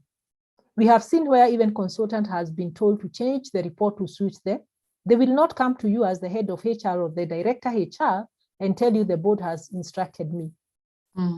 Because you see now they didn't even trust the internal person. That's where, because one of the issues of the politics, they don't trust the internal person to carry, because they know you'll have the human, as an internal HR person, you know these people because you've been working with them every day.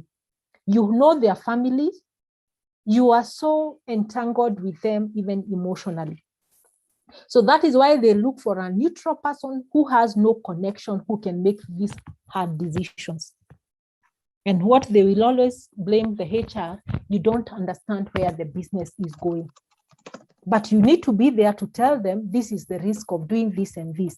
So again, even internally, for those who are worked in very senior position in HR, you will agree with me. Your role remains advisory. That is what we have agreed with me and my legal person. Our role remains advisory.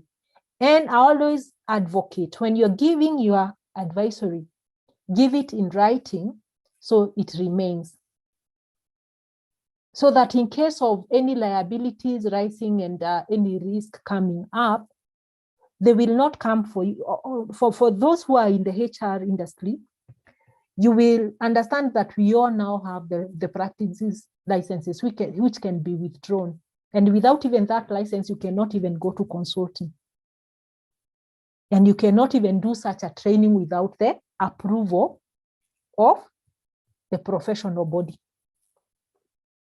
So, and the only evidence you'll have that I was for this opinion, this is what I guided, it is this, and it is in black and white.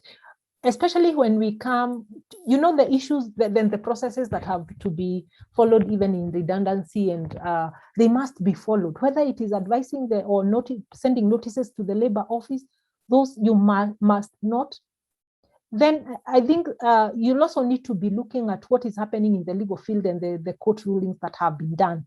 That even what does redundancies, it may be the last in should be the first out. But you can see now the board or the people who are carrying out this, they have focused in mind that they are focusing on Beatrice.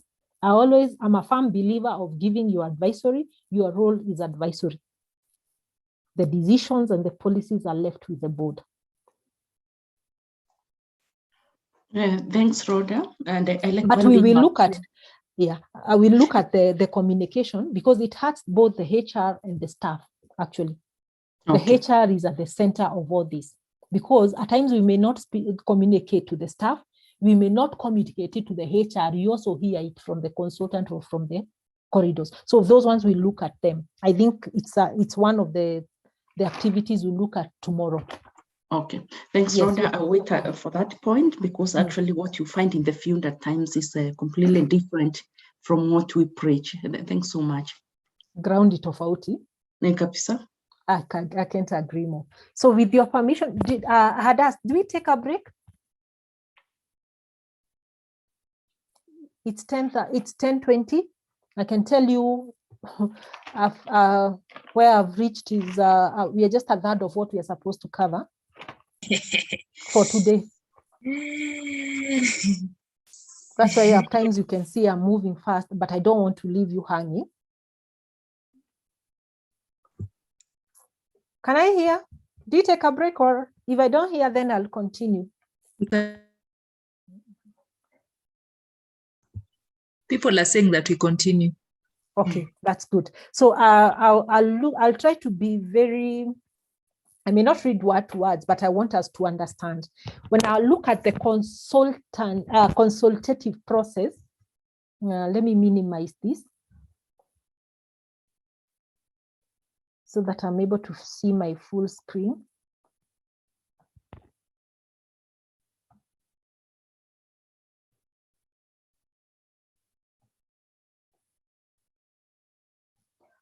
I'll move as it is behaving. At times it's behaving, at times it's not behaving.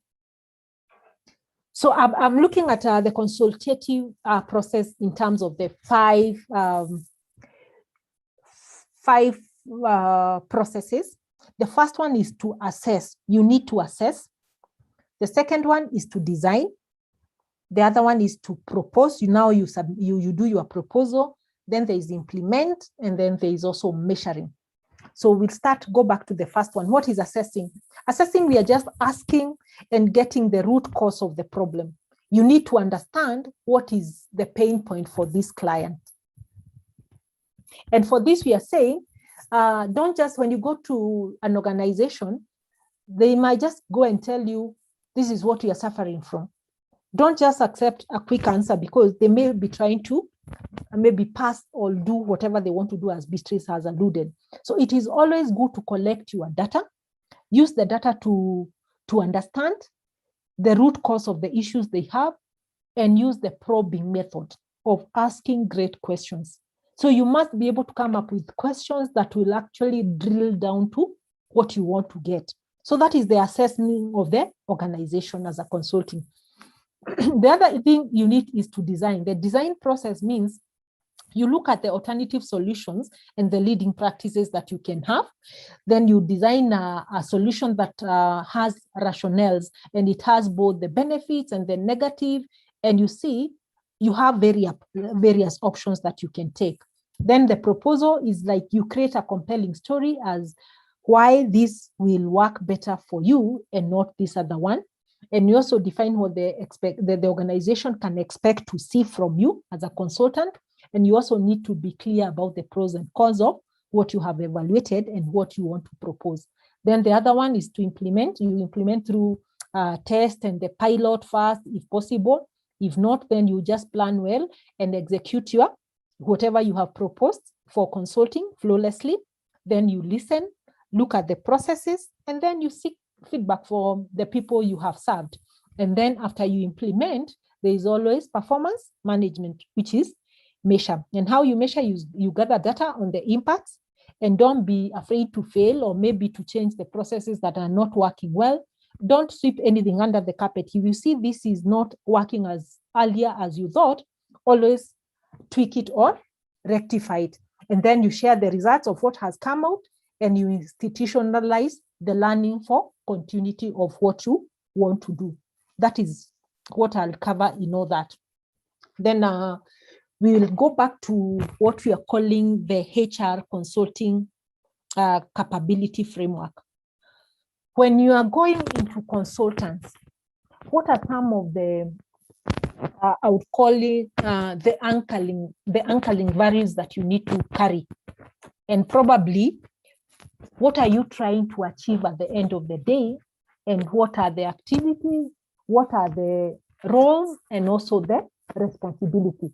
So I'll look at this wheel from internally, and I'll start with the first stage, which is the pursuing. What we are calling the assessing is also pursuing the insight. How do you pursue the insight? For you to pursue the insight, the first thing you must come with, it is the integrity. Because we've had a lot of theatrics happens in the HR consulting. Someone may be trying to push an agenda through you, the consulting. You might end up through the impact that you do hurting a lot of people. So in the data that you want to pick and analyze, you must be armed with integrity. And you know you want it for the good of the organization, for the integrity of yourself, because this is just one job. You'll have maybe more thousands of jobs to do. And so how will it look at the end of the day? So when you're doing that, you need to look at the talent supply, the talents that are there, both internally at the client and also the talent that you need to bring on board. Then you also look at the capability growth. How are the people, because it's all about effective HR management and management of the people. How do you want to grow the capability of the people that you're consulting with, that HR department and the staff who are there? What is the supply of their talent? And at the end of the day, the impact you want to have is the capability growth so that you can leave a legacy. So again, for you to be able to do that, you must be very agile as a consultant. You must seek continuous improvement, and you must understand the business. That we said, understanding the business is very key. And also now here, this is where you bring all your HR expertise in HR skills, in different processes and activities that we have, and also in the consulting. One of the skills and the competencies we said is organizational change.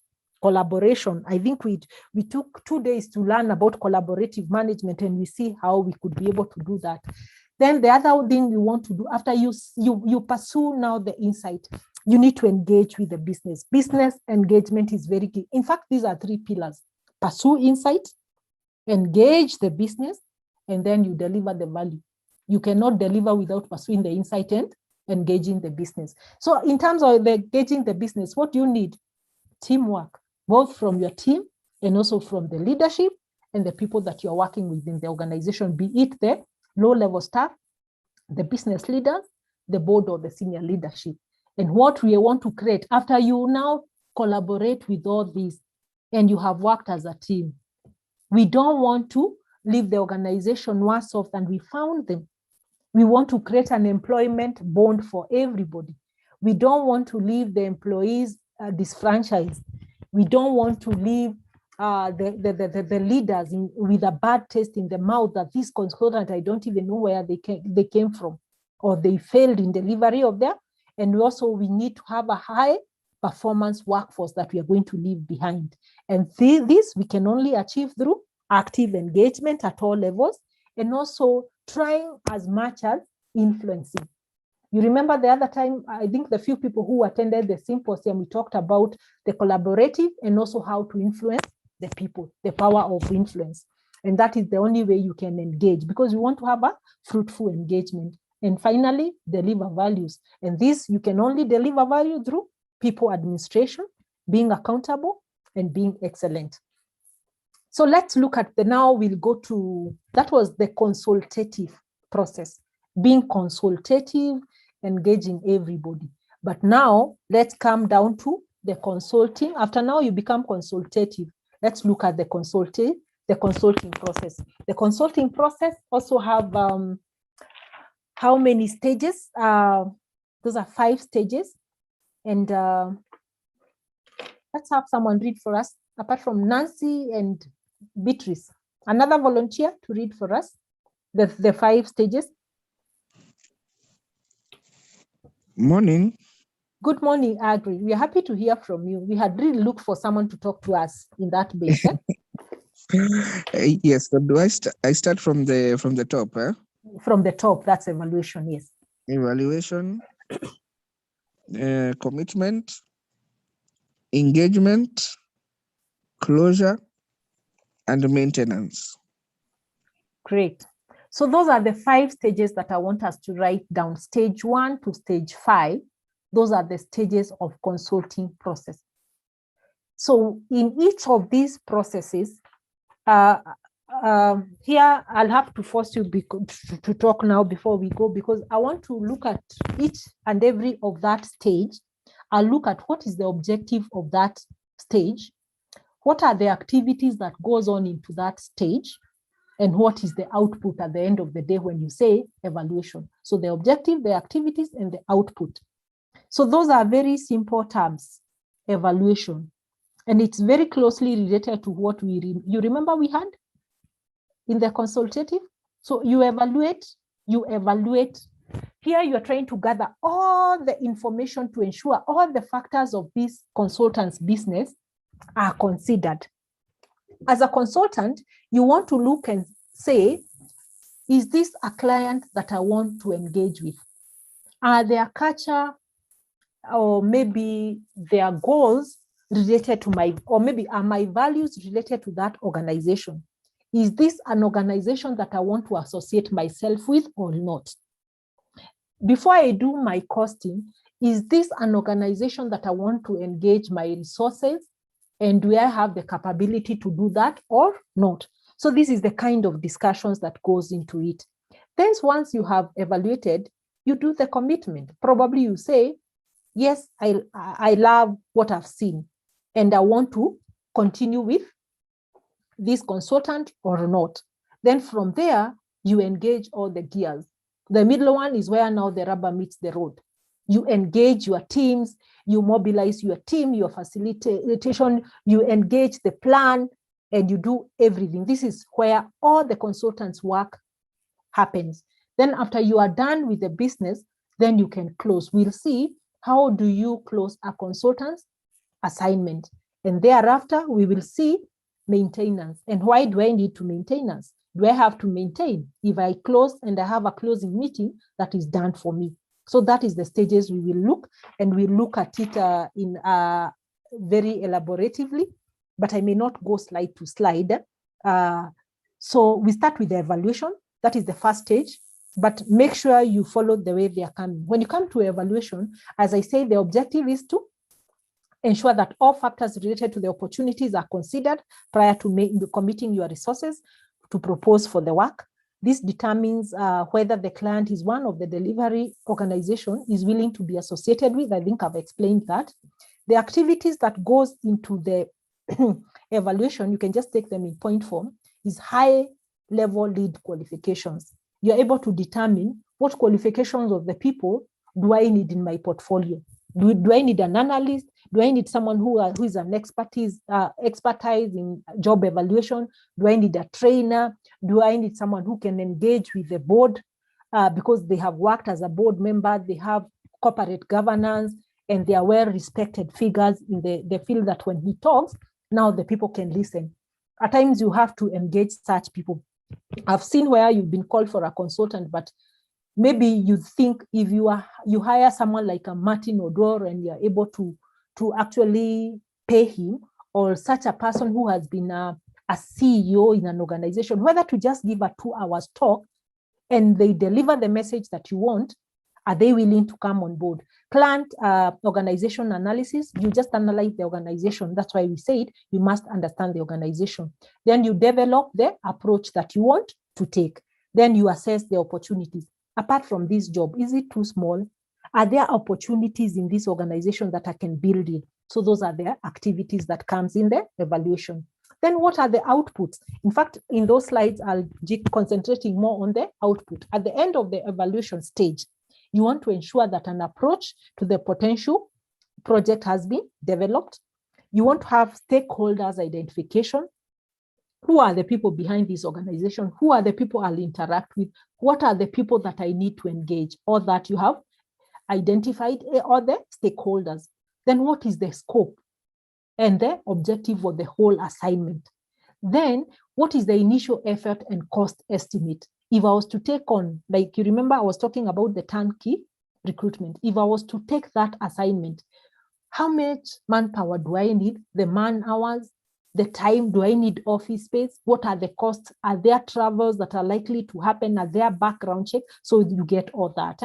You have a project plan outline that for me to be able to deliver this 100 graduate clerks, it will take me this time.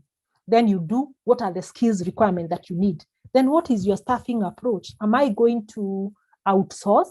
Am I going to collaborate with the other consultants, maybe who have some free hands?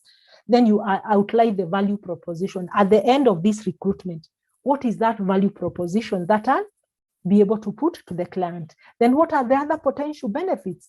Am I likely, probably if I get this assignment with the UN, I may not break even, or I may not recoup all the cost, but by the virtue of consulting for such a high clientele, it might put me on a very high profile in terms of looking for other clients, in terms of, say, I've consulted for, if I come and tell you I've consulted for UN, I've consulted for Stanchart and Barclays, I've consulted for such an organization, you'll say your credibility goes up and you're trying to build your portfolio. So those are some of the factors.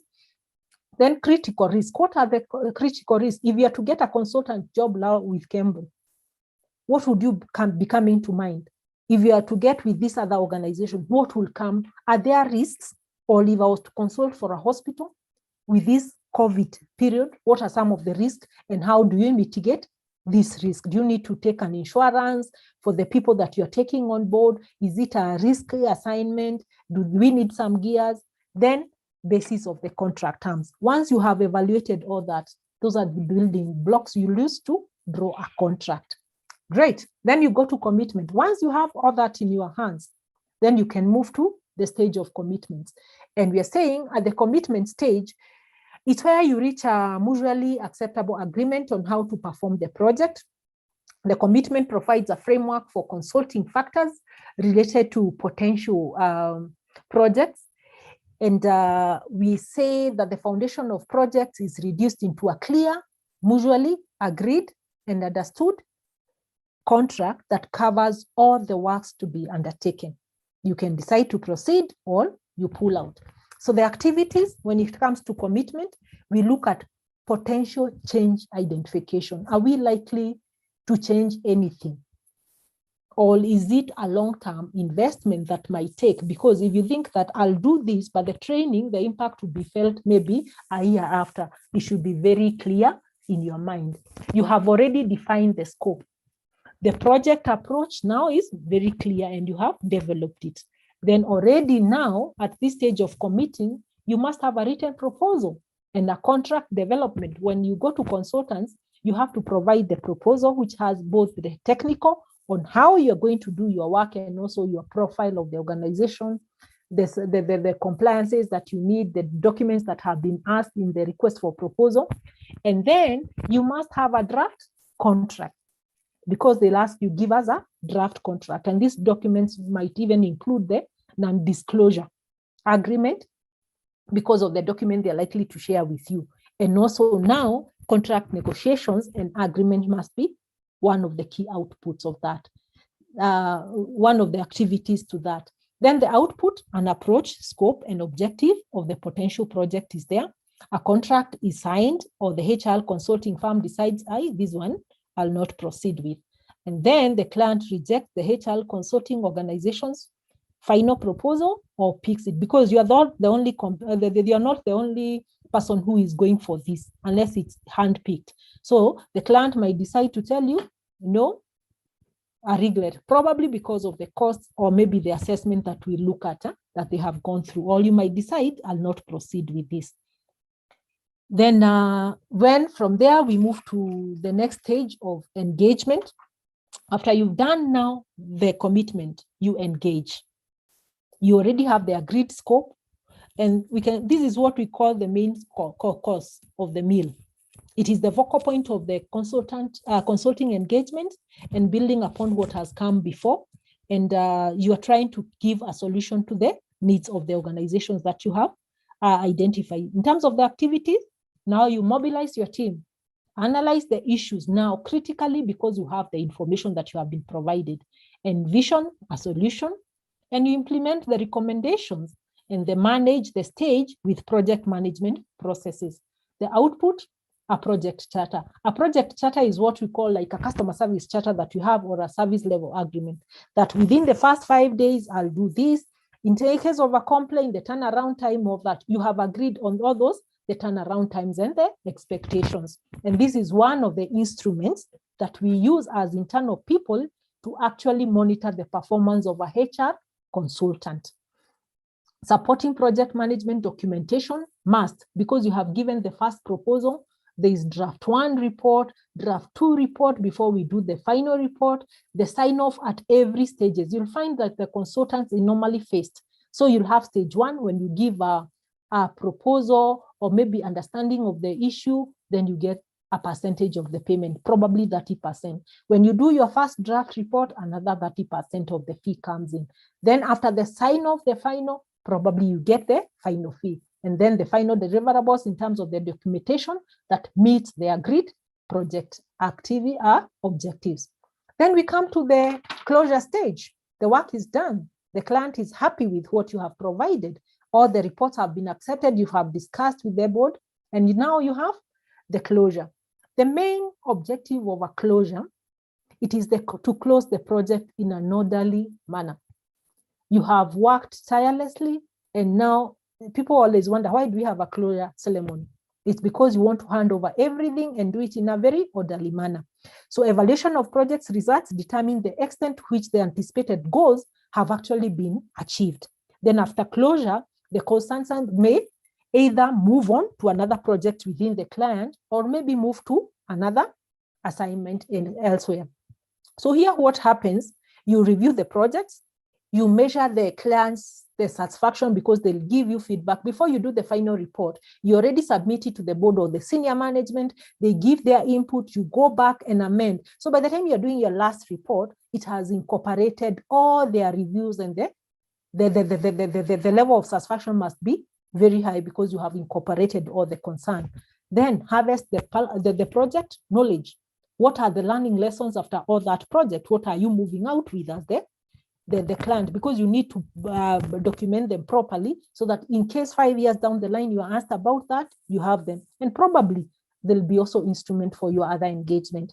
Then you confirm. You must confirm, just like the way you started, that now this project is complete and we have done our work. Once that's agreed, you demobilize your team now. You can deploy them elsewhere or release them if they were on contract. And then you finalize the billing and the collection of your money, which is the ultimate goal anyway. Then the output, a plan for continuous maintenance and improvement, formal evaluation of the documentation, including evaluation criteria. Probably you may issue questionnaire, how satisfied are you? How then you get maybe recommendations. You normally see in people's profile, one, maybe the CEO of this organization has written this about the consultant. This is the stage you get all that. Then it can become part of your profile and the tools and the summary reports. Then informal briefing. They may call you for lunch, for dinner, and you move on. Then you move to maintenance. Why is it important to do maintenance? It is very critical. You just don't celebrate, have your dinner, and go. It's always good to maintain and follow up, whether it's part of the contract or not. It may be part of the contract when you come to systems implementation, but when you do like training, how do you maintain as the HR consultants? So this is you develop a post-project strategy for maintaining client contacts, ensure you keep on checking on them, protecting their investments so that whenever someone else talks to them, they'll give a positive words for you. And then you also need to migrate the involvement of the areas that you are doing to the rightful people so that the HR can be running, the accountant can be running, keep on checking on them through emails and calls. So activities is providing client management with information, current and future trend, update them when new advancements come them, receiving feedback on success by clients management as a result of consulting assignment. You just keep on checking on them and how is it going? And the output for this is better relationship between the client and the consulting. And you want to be a returning client for you for a subsequent assignment or promotion through another client. So you want them to give a very good word for you.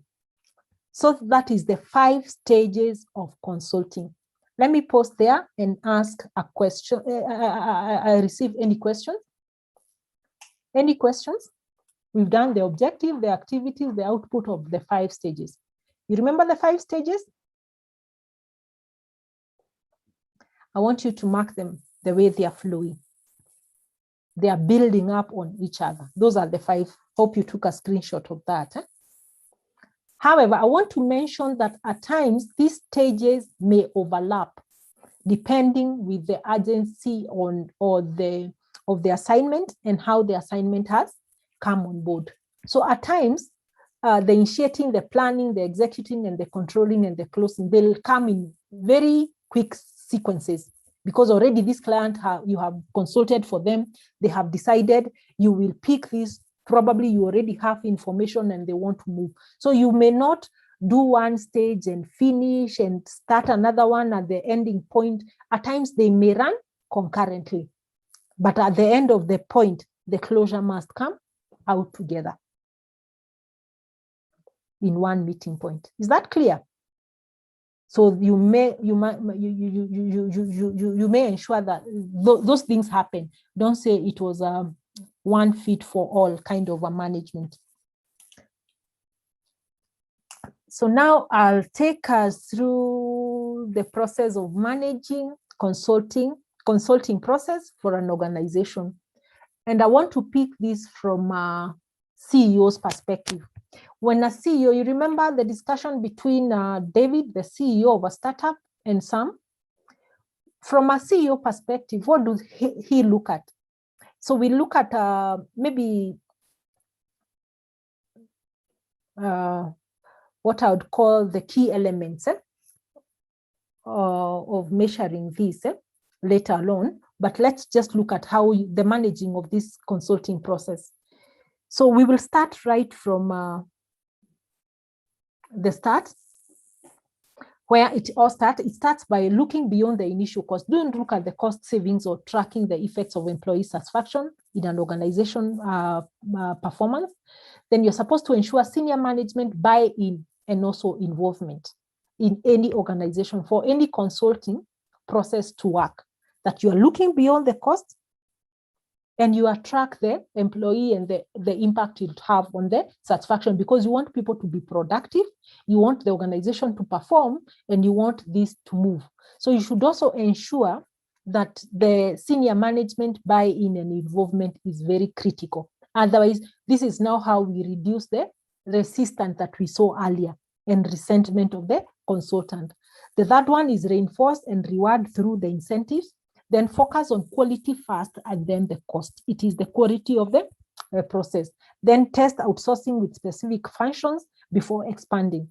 So you should not go full-fledged that we say we are going to outsource all the HR activities. We should now gradually roll them out. Start with what you can, and then as you can go expanding and look at the competencies internally and the ones that you don't come. So you just don't say, I'll outsource the whole of HR if this is avoidable.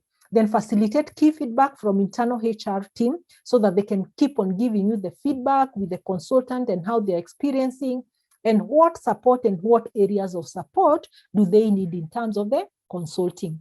Then the other one is manage resistance from the internal HR team who always feel threatened by the HR consultants that they're taking away their job, and company at large through open communication. I always say for any consultancy, when there is open communication, to remove the anxiety before even a consultant comes to the organization on board, ensure once that now they have been given the assignment, there is a communication from the highest level, not even the head of HR, from the CEO, introducing the consultant to the team. Let the consultant, after now an email to all the staff through a memo or a circular, let the consultant meet with the business leaders and the senior management. Let them air concerns. Let him give out all the plans and the issues you want to take and the objective. Let the people air their concerns. This is open communication. Then anticipate and manage any culture change, any fear, any resistance. We must be able to anticipate, give feedback, and try to mitigate and also manage those culture change. We know culture change is a journey. There is nobody who can come to an organization and change it within a go. So it is a painful process. And then develop staff members to effectively manage consultants and also the vendors relationship, which we will look at. So again, measuring the performance. How do we measure the performance? So we say it's very important to measure the effectiveness of HR consultants so that the company knows if the desired results are being met. So how do we measure this? Now you are the head of HR, you are the HR manager, or you are one person who is sitting on the project manager in this case, and you have a consultant on board. What are some of the things or elements, or how do you ensure that this consultant is actually performing? Let me hear contribution. What are the things you think you should do to ensure that the consultant will perform as agreed? Let me hear from two people.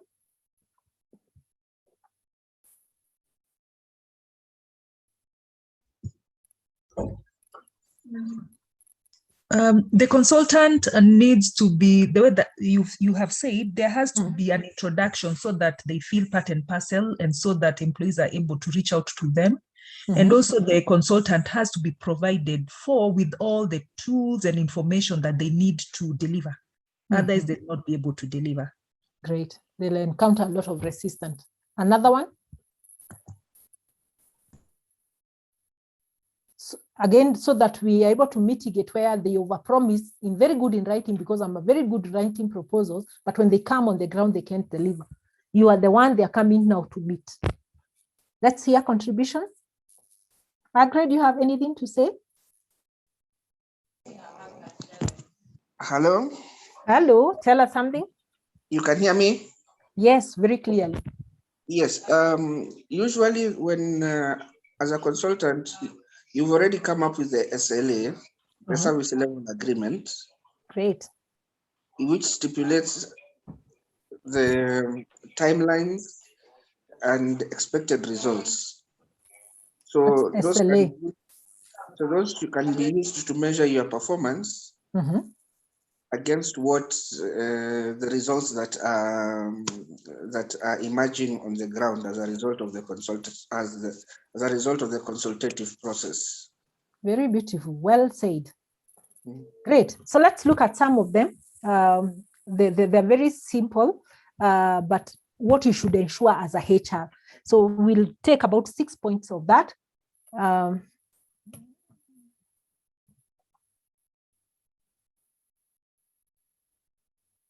The first one is insist on accurate and frequent status reporting by the consultant or the vendor. Don't wait until the 3 months or the 6 months. Insist on accurate, frequent status reports by the consultant, whether it's after the end of every 2 days, after the end of every week. And for you to get a lot of buy-in in the progress, I've seen it work when the progress reports are not just given to you as the head of department. We could also call for senior management meetings so that there is consultant who is on board and engaging with all the staff is able to give the feedback to the senior management, and then you are able to pick up some of the red flags or the issues that may come. Demand immediate notification when problem arise, so that we don't come at the end of the consultant that they say, I encounter these challenges, but they never brought it on board. So demand and put it part of the contract. Establish proper and well-defined performance metrics. He has talked about the service charter and SLAs. Then ensure that major part of the metrics are quantitative in measure and they can be measurable, not just qualitative. Then spread the measurement phases to incorporate multiple time periods, so they are well spread. And when measuring, consider to reflect upon the investment today and what will be yielded in the periods to come. Great. So we also look at some of the example of the performance metrics that you can use. I had alluded to that. And we say this helps us to rule out any ambiguities in terms of the performance of the contract. We want everything to be very clear in terms of the roles, the responsibility, and the deliverables, just the way we perform our performance appraisals of our staff. So we have both internal metrics and also the external metrics. So we'll start with the internal metrics. So the internal metrics that we can use are the effectiveness. We can measure efficiency. I know when you come to KPIs, you understand these terms as HR profession. So the effectiveness, you measure the efficiency, you measure the quality, and also the productivity. When it comes to external, you measure what is the revenue. Were we trying to reduce on the costs? Were the revenues, if it's the sales, supposed to go up? Look at the expenses. Look at the market share that they promised. Look at the customer relationship. Is the changes that we are doing being experienced by the end customers that we have? Our end customers, could they be internal staff or people internally? What is the quality of the products that we are now selling to the market? Has it changed? What is the productivity of our staff? And also maybe the lines. What are the cost savings? Because probably we were engineering so that we can save on the cost. So now we will move to the overview. I'm seeing we have like 30 minutes. I hope I'll be able to cover what is left. Then I leave some few minutes for comments. So tomorrow we'll not have such a heavy day. It's good so that we can also have a discussion session where we can bring out the issues as you sleep over and as you reflect on what we are saying. So we are looking at the HR consulting process model. And we are saying these are high-level stages involved in HR consulting processes. And it has 8 high-level stages. And we'll just read them as they come. The first one is planning to outsource. And I'm looking at this. I don't want you to confuse the one we had from the consulting, because this is looking from an organization perspective. Now I'm taking you as an internal HR consultant or the advisor of an organization, and you're looking at the consultant from the outside. You remember we asked ourselves, when is the best time for us to engage a consultant? Is it necessary? So by the time you're building a business case, we want to move from planning up to the time you are managing that relationship. What are the things and what are the skills of managing a HR consulting internally you need to be equipped with as a HR, because a lot of HR activities will be outsourced. And it will be the expectation of the board and the CEO that you do all this planning, you do the sourcing, and you do the management, because they'll judge you by the output of the whole process. So we have 8 processes. The first one is planning to outsource. We look at each in details. Then we explore the strategic initiatives that we have available. You analyze the cost and the performance. We look at the selecting of providers. What do we look for? We need to take you through the negotiation of those terms. I've had people who sit in these procurement committees and other HR committees, where probably we are looking for someone to do the job evaluation. When you sit in that panel, with other business leaders. What are the things that you bring because you are there? You are there because you are a HR expert. Then what are the specifications of the contract? We should not be sitting there and just expecting it is the legal to look at the things to look for. The first thing the contract draft comes, it will come to the HR department. So you are supposed to the first review before you go now to the legal terms, because the legal will just look at the legal language and the protection of the organization. Then transition process and also the resources. Then how do we transit, and then how do we manage the relationship as we are progressing with that. So we start with the planning. There are two key aspects when you're planning to outsource. I think these ones I'll not emphasize so much because I had really explained in my explanation. The first thing at an organization is to prepare the HR. If HR is not properly briefed, not properly guided, it is not involved, then consultancy is likely to fail.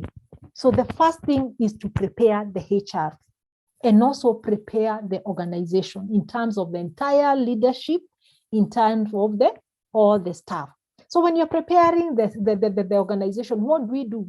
We develop the HR strategy within the overall organization strategy. You remember what I said, we want to be strategic HR.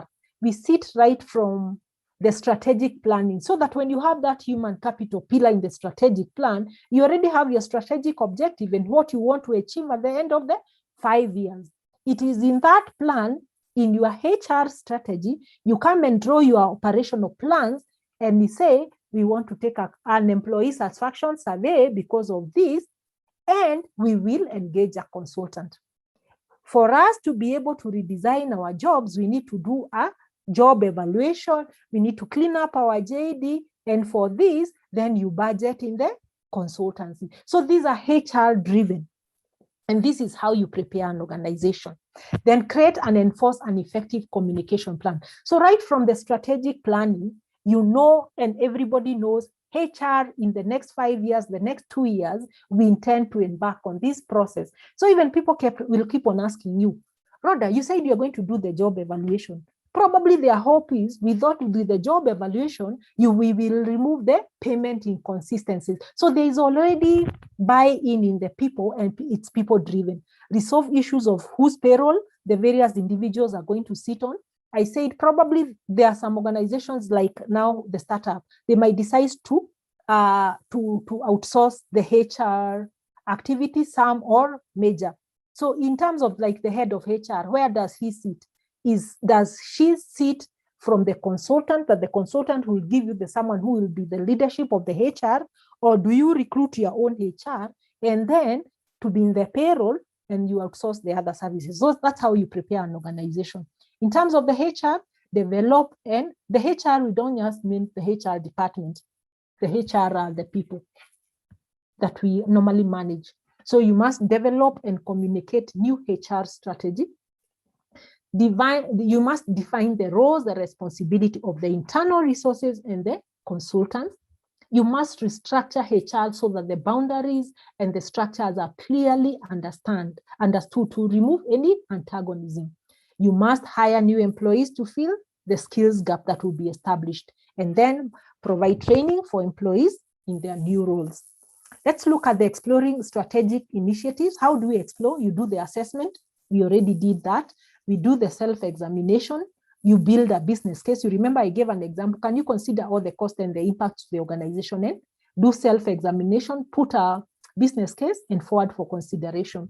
Then do your SWOT analysis of your HR department. What are the core competencies that you have and the expertise that you have that you can utilize to the maximum?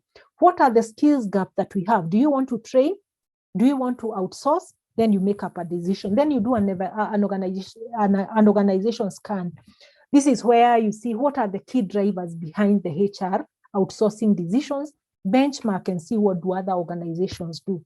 Then cost-benefit analysis. It's very self-explanatory. You just gather baseline HR cost and metrics, benchmark with other organizations, and see where most values could be added. Selecting providers. How do we pick our providers in our organization? Some come from government, other from corporate, other from welfare organization, NGOs. there are various procurement procedures that we have. One thing that I've seen with HR, apart from being pre-qualified, some of the HR consultants activities that we have, they may be very technical and specific, and they may not have arrived at the pre-qualification. Of course, or the people maybe who have been pre-qualified as starters, and they may not have the experience of exactly what you're looking for. Remember, like I think a few months ago, I was looking for a HR consultant, which was not in the pre-qualified. And it was something very specific about mediation of the boards and the senior management. And we couldn't get a certified mediator who has been known in the industry. And I was forced to go to the website of the judiciary and say, who are these court mediators who've been, most of them will be maybe probably lawyers, and you look at that panel and maybe ask for 3 proposals. So some of the ways that you can select, that's one of the way you can select, or a word of mouth. I remember in some of the senior platforms I was looking for an emotional intelligence coach, and hardly did I know that one of my network was a certified emotional intelligence coach who could have the instruments. So again, those are some of the areas when you go to highly specialized areas. So the other areas we have referrals and networking, but you must build credibility that the person you're going to refer is someone who is credible, who will not let you down, and someone who will be respected by the organization. Newspapers and magazines. You might be going through the newspaper and you see something very interesting, then it becomes an eye opener for you. And I say, I think this is what we need for our organization. Internet, mail, professional associations like IHRM. There are several times I've called IHRM and I've told them, I'm looking for this particular. In fact, even that mediator had to go through the IHRM because I had experienced him in one of the trainings, and I was able to get through the judiciary. So those are the many areas that you can get. Let's move to negotiations. There are people who are in the procurement evaluation or the tender committees. How do you do the negotiations? This is where the negotiations are done. So what are some of the factors you do in terms of the negotiation of these terms? And we are particularly concentrating on HR. So we are saying it is important to negotiate clearly the terms of the contract with the HR consultant. We are recognizing that the terms should be clearly articulated, that for any reason, the contract negotiation should fail to produce mutually agreeable document within specific time frame. You will move to the next runner's vendor. It should be very clear, even your request, and for that if actually we give you this offer, we don't agree, the organization is at liberty to move to the next qualified vendor. It is not casting stone that if you become the one that we have appointed, we have to give it to you. So you ensure the offer letter has such. Then key points to be kept in mind during the negotiations. That way, when you make it like that, the consultant will not hold you at hostage. You see, even those things we talk of the politics, he might have been told, quote, 4 million. Yet the next vendor is 2. So there is that arrogancy and the assurance. So ensure it is a common understanding that if you don't pick it up, the next qualified. And that's why you look for many people to give the proposals. So let's look at the other key things that you look at. We are saying good contracts make good partners. How you begin determines your relationship. Maintain heat of competition during negotiations. Always show them we can get someone else so that you are able to get good deals. Negotiation terms should be reasonable and have clearly established expectations. Then terms should include well-documented deliverables regarding every aspect of the deal. And we are saying there should be the involvement of the attorney or the legal binding in the terms. This is normally we use probably your in-house legal counsel, or maybe if you have a panel of lawyers, is always good to pick them so that they can look at some of the clauses that we may not. Then what are the specifications that are put in a contract? The specifics, we have the following: the parties to the contract, the service to be performed, the performance standards. We talked of the SLA as they must be clearly. You must hold harmless statements.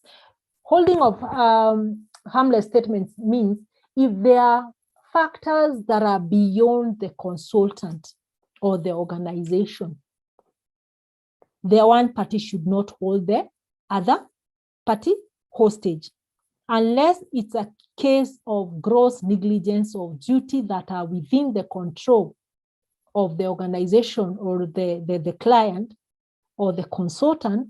This is a very good statement, that so that you have the hold harmless statement. We look at it. Then the fees must be very clear, and it should be in whatever currencies. Data security, I talked of non-disclosure agreement must be signed, that all the data that will be collected in the course of this assignment should be held with confidentiality and should not be used for any other purpose. Communication review. This is where you give clear direction and guidelines on how the communications will be done, who is responsible for communication. And we should not have cases where the consultant is communicating direct to the employees. It is the responsibility of the organization. That is why I said when a consultant comes on board, those circulars, you'll have to issue, like I can say, several circulars. First is introduced. If they have to do a survey or focus group and engage the employee, it must be communicated in circulars in advance that from this day, the consultant that we hired who is doing this will be engaging employees in terms of the questionnaire. When you get these surveys, kindly confirm and send by this. Even that questionnaire should be, but maybe now because of the feedback and confidentiality and anonymous, now those should go back to the consultant straight. But you see, who is in charge of communication? It is the HR, is the organization. So there must be that for any communications to be done by the consultant, it must first be reviewed and approved by the organization. And in this case, mostly let it be the CEO. Then contingency plans, or maybe you sign for after you have discussed and engaged with the CEO. Contingency plans should be there. Then the audits, if actually you'll have organizations where when a consultant is on board, if it's a HR consultant, we'll also have the audit or the monitoring department actually auditing the process in there to actually see if the value of money that was put, it is actually the organization is getting benefit for that. So those happens. Then the final contract review, which must be done, and also the contract duration must be very clear. So I'll not go through this. It's actually explaining what I've just said. The dates must be exact. And you must put maybe financial penalties for maybe early termination. Parties, I said, this is also where you cover issues of subcontractors. If you have to require the vendor to name maybe the subcontractors that are known, or maybe give the right of the company to approve for those who will be introduced later. Those ones, you look at them in the notes. Service performed, specify all of them. Performance standard, I think that one I said, no harmless, maybe just to see what I could not have picked. A hold harmless statement will protect the consultant or vendor during a dispute. Such a statement helps in holding them unaccountable for anything short of gross negligence. It can be a deal breaker. If your company has own hold harmless clause disclosed, maybe at the request for proposal to avoid such problems. Fees, we talked about for those who are starting up a consultant.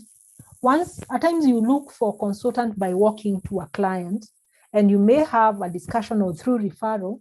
You might just hear the client telling you, after all what I've discussed with you, please go send us your NDA. Please don't ask him what is an NDA. An NDA is a non-disclosure agreement. Probably he's able to give you the contract, but he wants you to get, these are now some of the tools you should ensure as you're starting your consultants you have. It is a non-disclosure agreement, which you must, mostly they'll ask you, give us the draft of, then they can subject it to their legal team and they sign that the information you'll come across as you are doing your proposal and the bidding will not be released for any other person. So know what is an NDA. Then the other one was communication. I think that one I explained. This is just in case of any disaster. I think that's all. So we go to the next process, which is the transition process. So we've looked at the planning, exploring, we have looked at analyzing the cost, selecting, negotiating now, specifications we've done, transiting process, and resources. So when you look at transition processes and resources, someone to help me read that. It's quite mouthful, but just read so that we understand. Volunteer?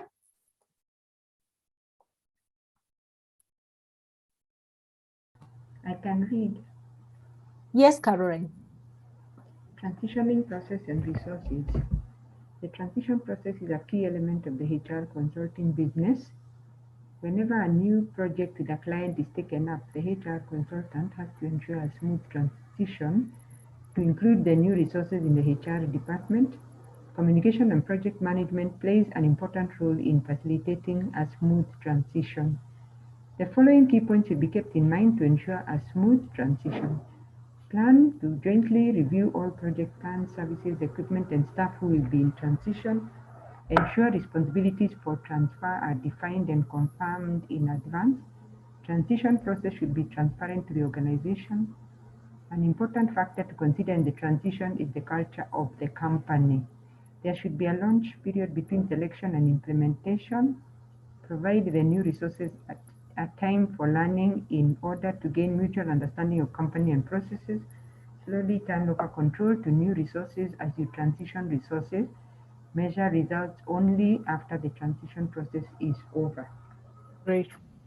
Beatrice, has this slide answered some of the challenges we experience on the ground? And do we as institution endeavor to achieve this?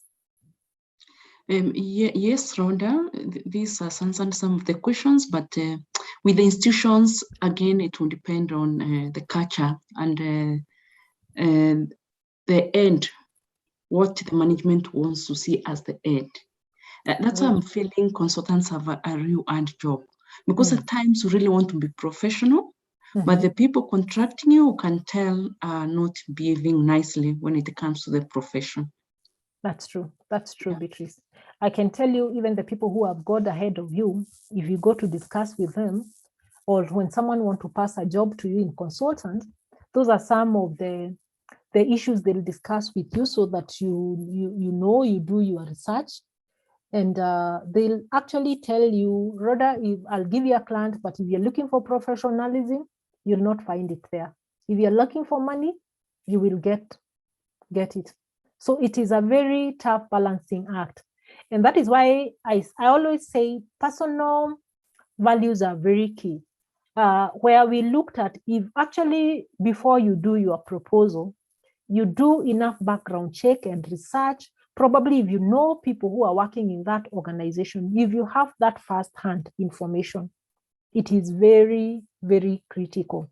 And I always tell you, if you cannot be forced to do something that you feel it will violate your deep values. It is a balance where we say it is at times not about money. It is what you firmly believe in. And that is why you are at a liberty as a consultant to actually say that one I will not pick. Maybe my schedule is a bit tight, because maybe that assignment was given to Rhoda, and Rhoda, because of this factor, she's not able to pick up that. Then I'll approach you and tell you, Beatrice, are you able to take this project? So those are some of the discussion. Again, also in consultant, as we always do in the HR profession or any other profession, it's always good to put your networks open in consulting. Your networks are your net worth. The same experience you'll experience. You're not the first one to experience, nor the last one. So share experiences, gather wisdom from the people who are veterans and have been there for a long. And I know it is like any other market, you'll be able to have the knowledge to navigate. I think those are just my advice. And I would say, don't violate your values, because that's what makes you the person you are. Great. So we will move. Those are my just personal words of wisdom. Then what about managing the relationship between the consultant and being the last stage? So in terms of managing, So we are saying, I want to see how I can move fast. We are saying the key points of considering when managing the HR consultant. First is establish the performance target and set expectations from upfront. Don't it come in the middle. By the time you are coming on board, we should have established very clear targets, as someone had said, and set expectations so that we have a common understanding from the word go. Just the way we do our performance appraisal for our staff, we give the targets and the work plan way advanced before we come to do the regular performance appraisal. Then you must also be able to determine the priorities and communicate them to the consultant. Determine the priorities and communicate to them well in advance so that he knows these are the key things I need to focus on and must be the first deliverables.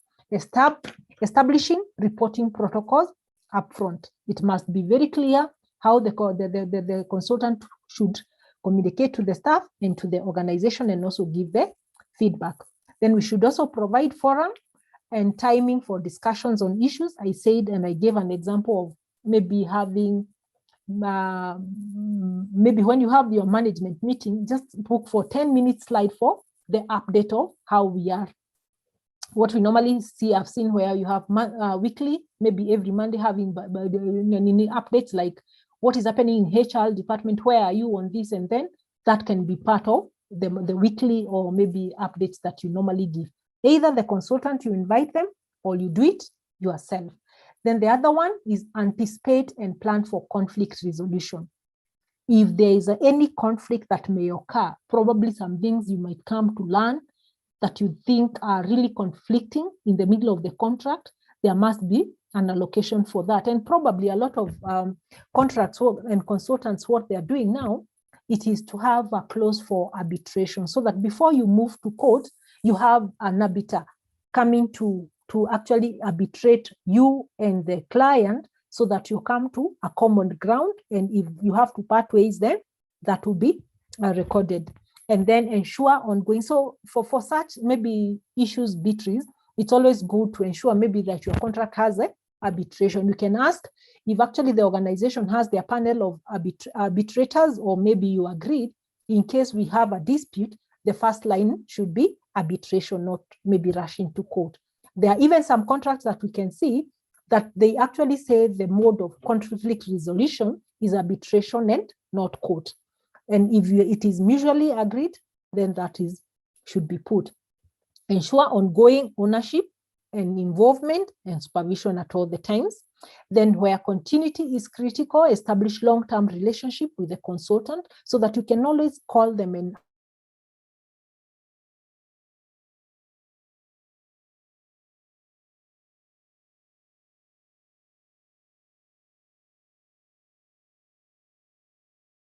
and then plan for competitive building for outsourced services on regular intervals, because you'll find there are some jobs that are continuous and recurring. Some of them are like the pension. Guys, you can hear me? Is my internet okay? Yes. Great. I'm just seeing a signal. I don't know what's happened. So what we mean by competitive and regular bidding, I'll give like the cases of the medical services. Don't overstay with one vendor for a long, long time. Whether it's the medical brokerages, there are people running your pension, there are people running your retirement benefit. Always subject them. Maybe I normally say you give 1 year contract, 1 year renewable, subject to performance. When they know you're going to the you might just, if they're very good, you'll maintain and return them. But when they know they are kept on the toes, they're going to give you very good services. Again, at the time of maybe renewing or you're going out to the market, it also gives you a time to negotiate better terms. That's what I deal with. In fact, in terms of the medical, they'll give you I'll tell them, for me to renew your contract, I want you now to cover, to maybe raise maybe the sub limit for chronic illnesses or what, or I want it covered to the full limit. Then they'll say, because I know the client and maybe the loss ratios are not bad, they'll give you. And you go to another one, they'll not give you. So those are some of the things that you take them, but you must understand the business as well. Then the review the contract terms and suggest changes when needed. Good. Any question from there? Let me hear comments. How is it so far? Too much? Heavy. Yeah, it's heavy. Tomorrow, allow me to move at that speed. Tomorrow, I'll give you a very easy time. So that tomorrow you also go and reflect. What's the time? Today it's heavy. 11:23. Today it's heavy. Tomorrow it will be very light on you, so that we can have a session. So we have about 5 minutes. Let me hear. I'm not so far from finishing.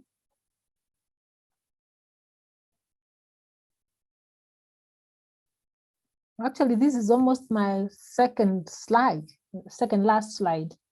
I think my last slide. Then that one I'll pick tomorrow. So, who manages relationship of consultants in your organization, HR consultants? Let me hear from you. Who manages them?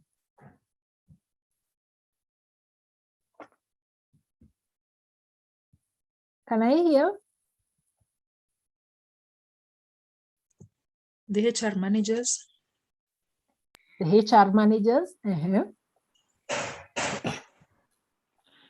HR managers and the CEOs. For the CEOs, they only reach out when things are bad, or they feel that maybe my team on ground has not done what they're supposed to have done.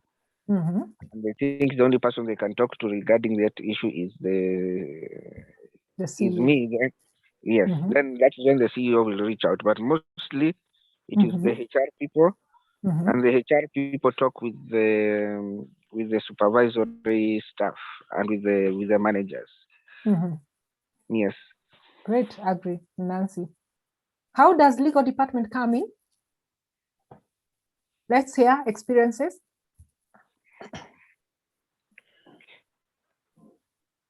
We have never really encountered a legal. Really? Even from the contracting aspect? No, because as we are usually contracted, so we have not had, the only time we really encounter a legal, deal with the legal department, it's not with the client. It is from the insurance company or from the seconded employees who feel that they were not treated fairly. But as from the client side, because of the nature of the agreements we have with them, there is a clear line as to where our responsibility starts and our responsibility ends. So our responsibility is the seconded employees. So if it is a legal matter that regards the seconded employees, it is quickly sent over to our office. They don't even read it. Oh. Yes.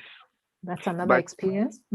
Yes, but if it is a legal matter that relates to them and themselves, then they do not forward that to us. And even if they do, we also quickly respond, this is not our, and we send it back. Okay. That is an enhanced silo. Do you have legal experts in your department? That's also one thing I tell the HR. We talked about expanding of HR activities. Let's not look at HR as just what we do on our desk. I love when I had someone like Beatrice that they're actually in projects. They've just been watching HR from far and they're very getting enticed. A lot of other professionals are actually invading the space for HR and they're doing it better than you. So even you as HR, how can you expand your territory and which other areas can you invade as well? Myself, I'm already invading in the legal industry. realized the kind of lawyers that we have, they are not HR experts who have done HR for 25 years, like the lady we had. If she was to become a lawyer with that kind of experience, who would be more well-versed, the person with all that mastered experience in HR, and you just decide, I'll concentrate on recruitment and litigation matters, employment issues only. So I like that. So if in terms of even HR contracting and the consulting, then you're able to look at that contract, and by the time you send it to legal, if it's part of the structures, they have nothing to probably add. It becomes that's just an eye opener. I also have a lot of interest in legal. I've started way a bit too late, but I reached there. I'm already on my second year, but it's a journey of steps. And this is because of out of the experience of what we have. But and that could be also a retirement thing that you want to do. So in terms of legal, they come at, when you looked at the consulting stages, when you are looking at the draft contract to ensure the issues, there are terms that are legal that you may not understand as an HR, and they ensure that all the interest of the organization in case of the disputes, in case of the contract violation, in case of maybe issues like force majeure, those ones are well catered for. That's how the legal department comes in. And in case you decide, any of the party decide to go to court, who does the litigation? So that could not be the time. Now you are running to the legal and they come and tell you, this contract did not provide for this. Or here you are exposed as an organization. So it's good to ensure that that is well done. We talked about collaborative management. So when you come to procurement department, again, depending from one institution to another, there are those departments where from the request for proposals, the pre-qualification, like in the government, all those things are done by the procurement. And then the procurement through the evaluation, the negotiations, the award, before they give the consultant back to HR, they might manage all that position, but they work very closely with the HR or the relevant department. CFO, who will ensure that if by the time Rhoda is picking a consultant today, the first thing they should be asking me, did she budget for that in HR? Do we have a budget? Even by the time that requisition is being approved, the CEO, the CFO, who is the Chief Finance Officer, must confirm before we embark on that, there is budget provision for that. Again, settling the bills and the collections of that, that is purely finance. Head of HR, of course, we know our roles very clearly. Other designated HR individuals, I'm sure if you are in charge of HR or you are 15 people in HR, not everybody deals with medical. There are those people who are specialized. So probably in terms of the relationship of the consultant, in terms of the performance tracking, SLA, that has already been delegated to other individuals who are specialized in that assignment. If there is pension, probably the person doing the payroll or the people who are running the pensions are the ones who are running with that. Vendor management group, I'll just look at them from the various committees you have in various organizations who manage these things. Could be attributed to procurement, could be those other committees. They could even be special committees that have been set up. Great, agreed. Let's hear comments. I think it's already, I don't want to take a lot of your time because we sacrificed our break. So that again, tomorrow I promise you to be a very light day. It will be a very light day for us. I would like to add on to what you've said, Rhoda, and other contributors. So in this field where I'm getting into this exporting of labor, yes, the quacks have really invaded this space and they are minting money. And when you are going through the slides, I saw something on maintenance. So maintaining your relationship with the client, with the company that is giving you work. So what these people do, they actually go your back and speak to your clients on the other side. If it is Middle East and all that, they speak to those clients and then they undercut you. So I've decided to do, I'm getting in, I've decided that I'm focusing on skilled labor and semi-skilled. So I'm not doing the unskilled, the house help ones. And I'm putting in place a recruitment portal, a nice one, a very nice interactive recruitment portal, so that I can differentiate myself. So as professionals, you also have to grab what is your niche belongs to us. We cannot allow to be sidelined. And for the other people to eat, yes, the pie for themselves. Also, differentiation helps. Even as we specialize, we need also to differentiate ourselves. Yes. That's very true, Nancy. That's very true. Another thing that I'll tell you in this field, have you called for a trainer and you have a very high profile trainer and who accompanies them? At times we are our own enemies. That you are short of asking the trainer, please don't bring that trainer next time. He's making everybody go to sleep. Because even those issues of collaborating among consultants, by the time you select the person you want to go with, you must be very strategic. Because you might pick Rhoda tomorrow, Nancy, and tell you, I have this client that I want to. Instead of going to what took me there and concentrating on the assignment Nancy is giving me, by the time we leave that client, I'm already back with a proposal with my now own company to ensure now Nancy does not get that job. It is me who gets. Then I go to them, I came with Nancy, but I do this and this, and we can do this for you. So these are people, even the people you have trusted now undercutting you again. So you must, by the time you pick people that you want to go into consultant with, I've seen consultants going for a big assignment, then thereafter they fight because now they are going. So we went with Nancy and Rhoda, and our company was ABC company. By the time Nancy is coming to do a check and the maintenance, you find Rhoda at the reception of the CEO looking for business with XYZ company. So that is why maintenance and keeping touch with the person that you have kept the consultant with, ensure you are always the track, because your name and the business name profile, it is in the database of that organization. And they can always write ABC company, not Nancy consulted for us and they did a very good work. Ensure that maintenance after closure is very, again, you see, even for HR consultancies, HR even professional, they're also fluid. So today you meet Rhoda at ABC, working probably as the director HR, tomorrow I'm in Safaricom.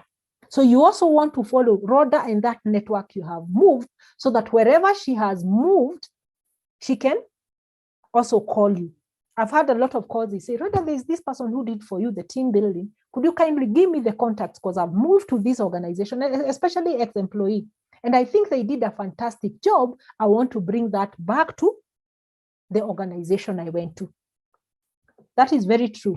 We will know how to navigate that. The first thing I say, gather knowledge, take the first step, find it messy, keep on going, don't give up.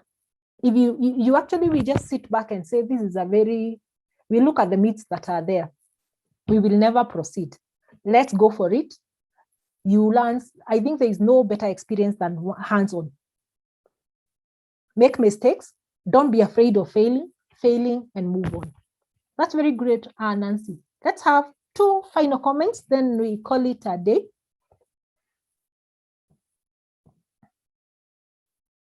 I want to ensure by tomorrow, we hear everybody. Louise Amwangi, Mary, we've not heard Moses, Ruth, Shem, Catherine. I know there are those who have challenges, but let's just hear your voice. Whether it was heavy.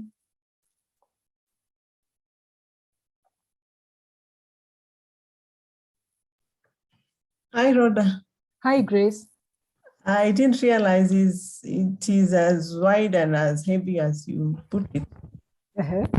I think I'll go through the notes once again and ask myself if I have to get into this or not.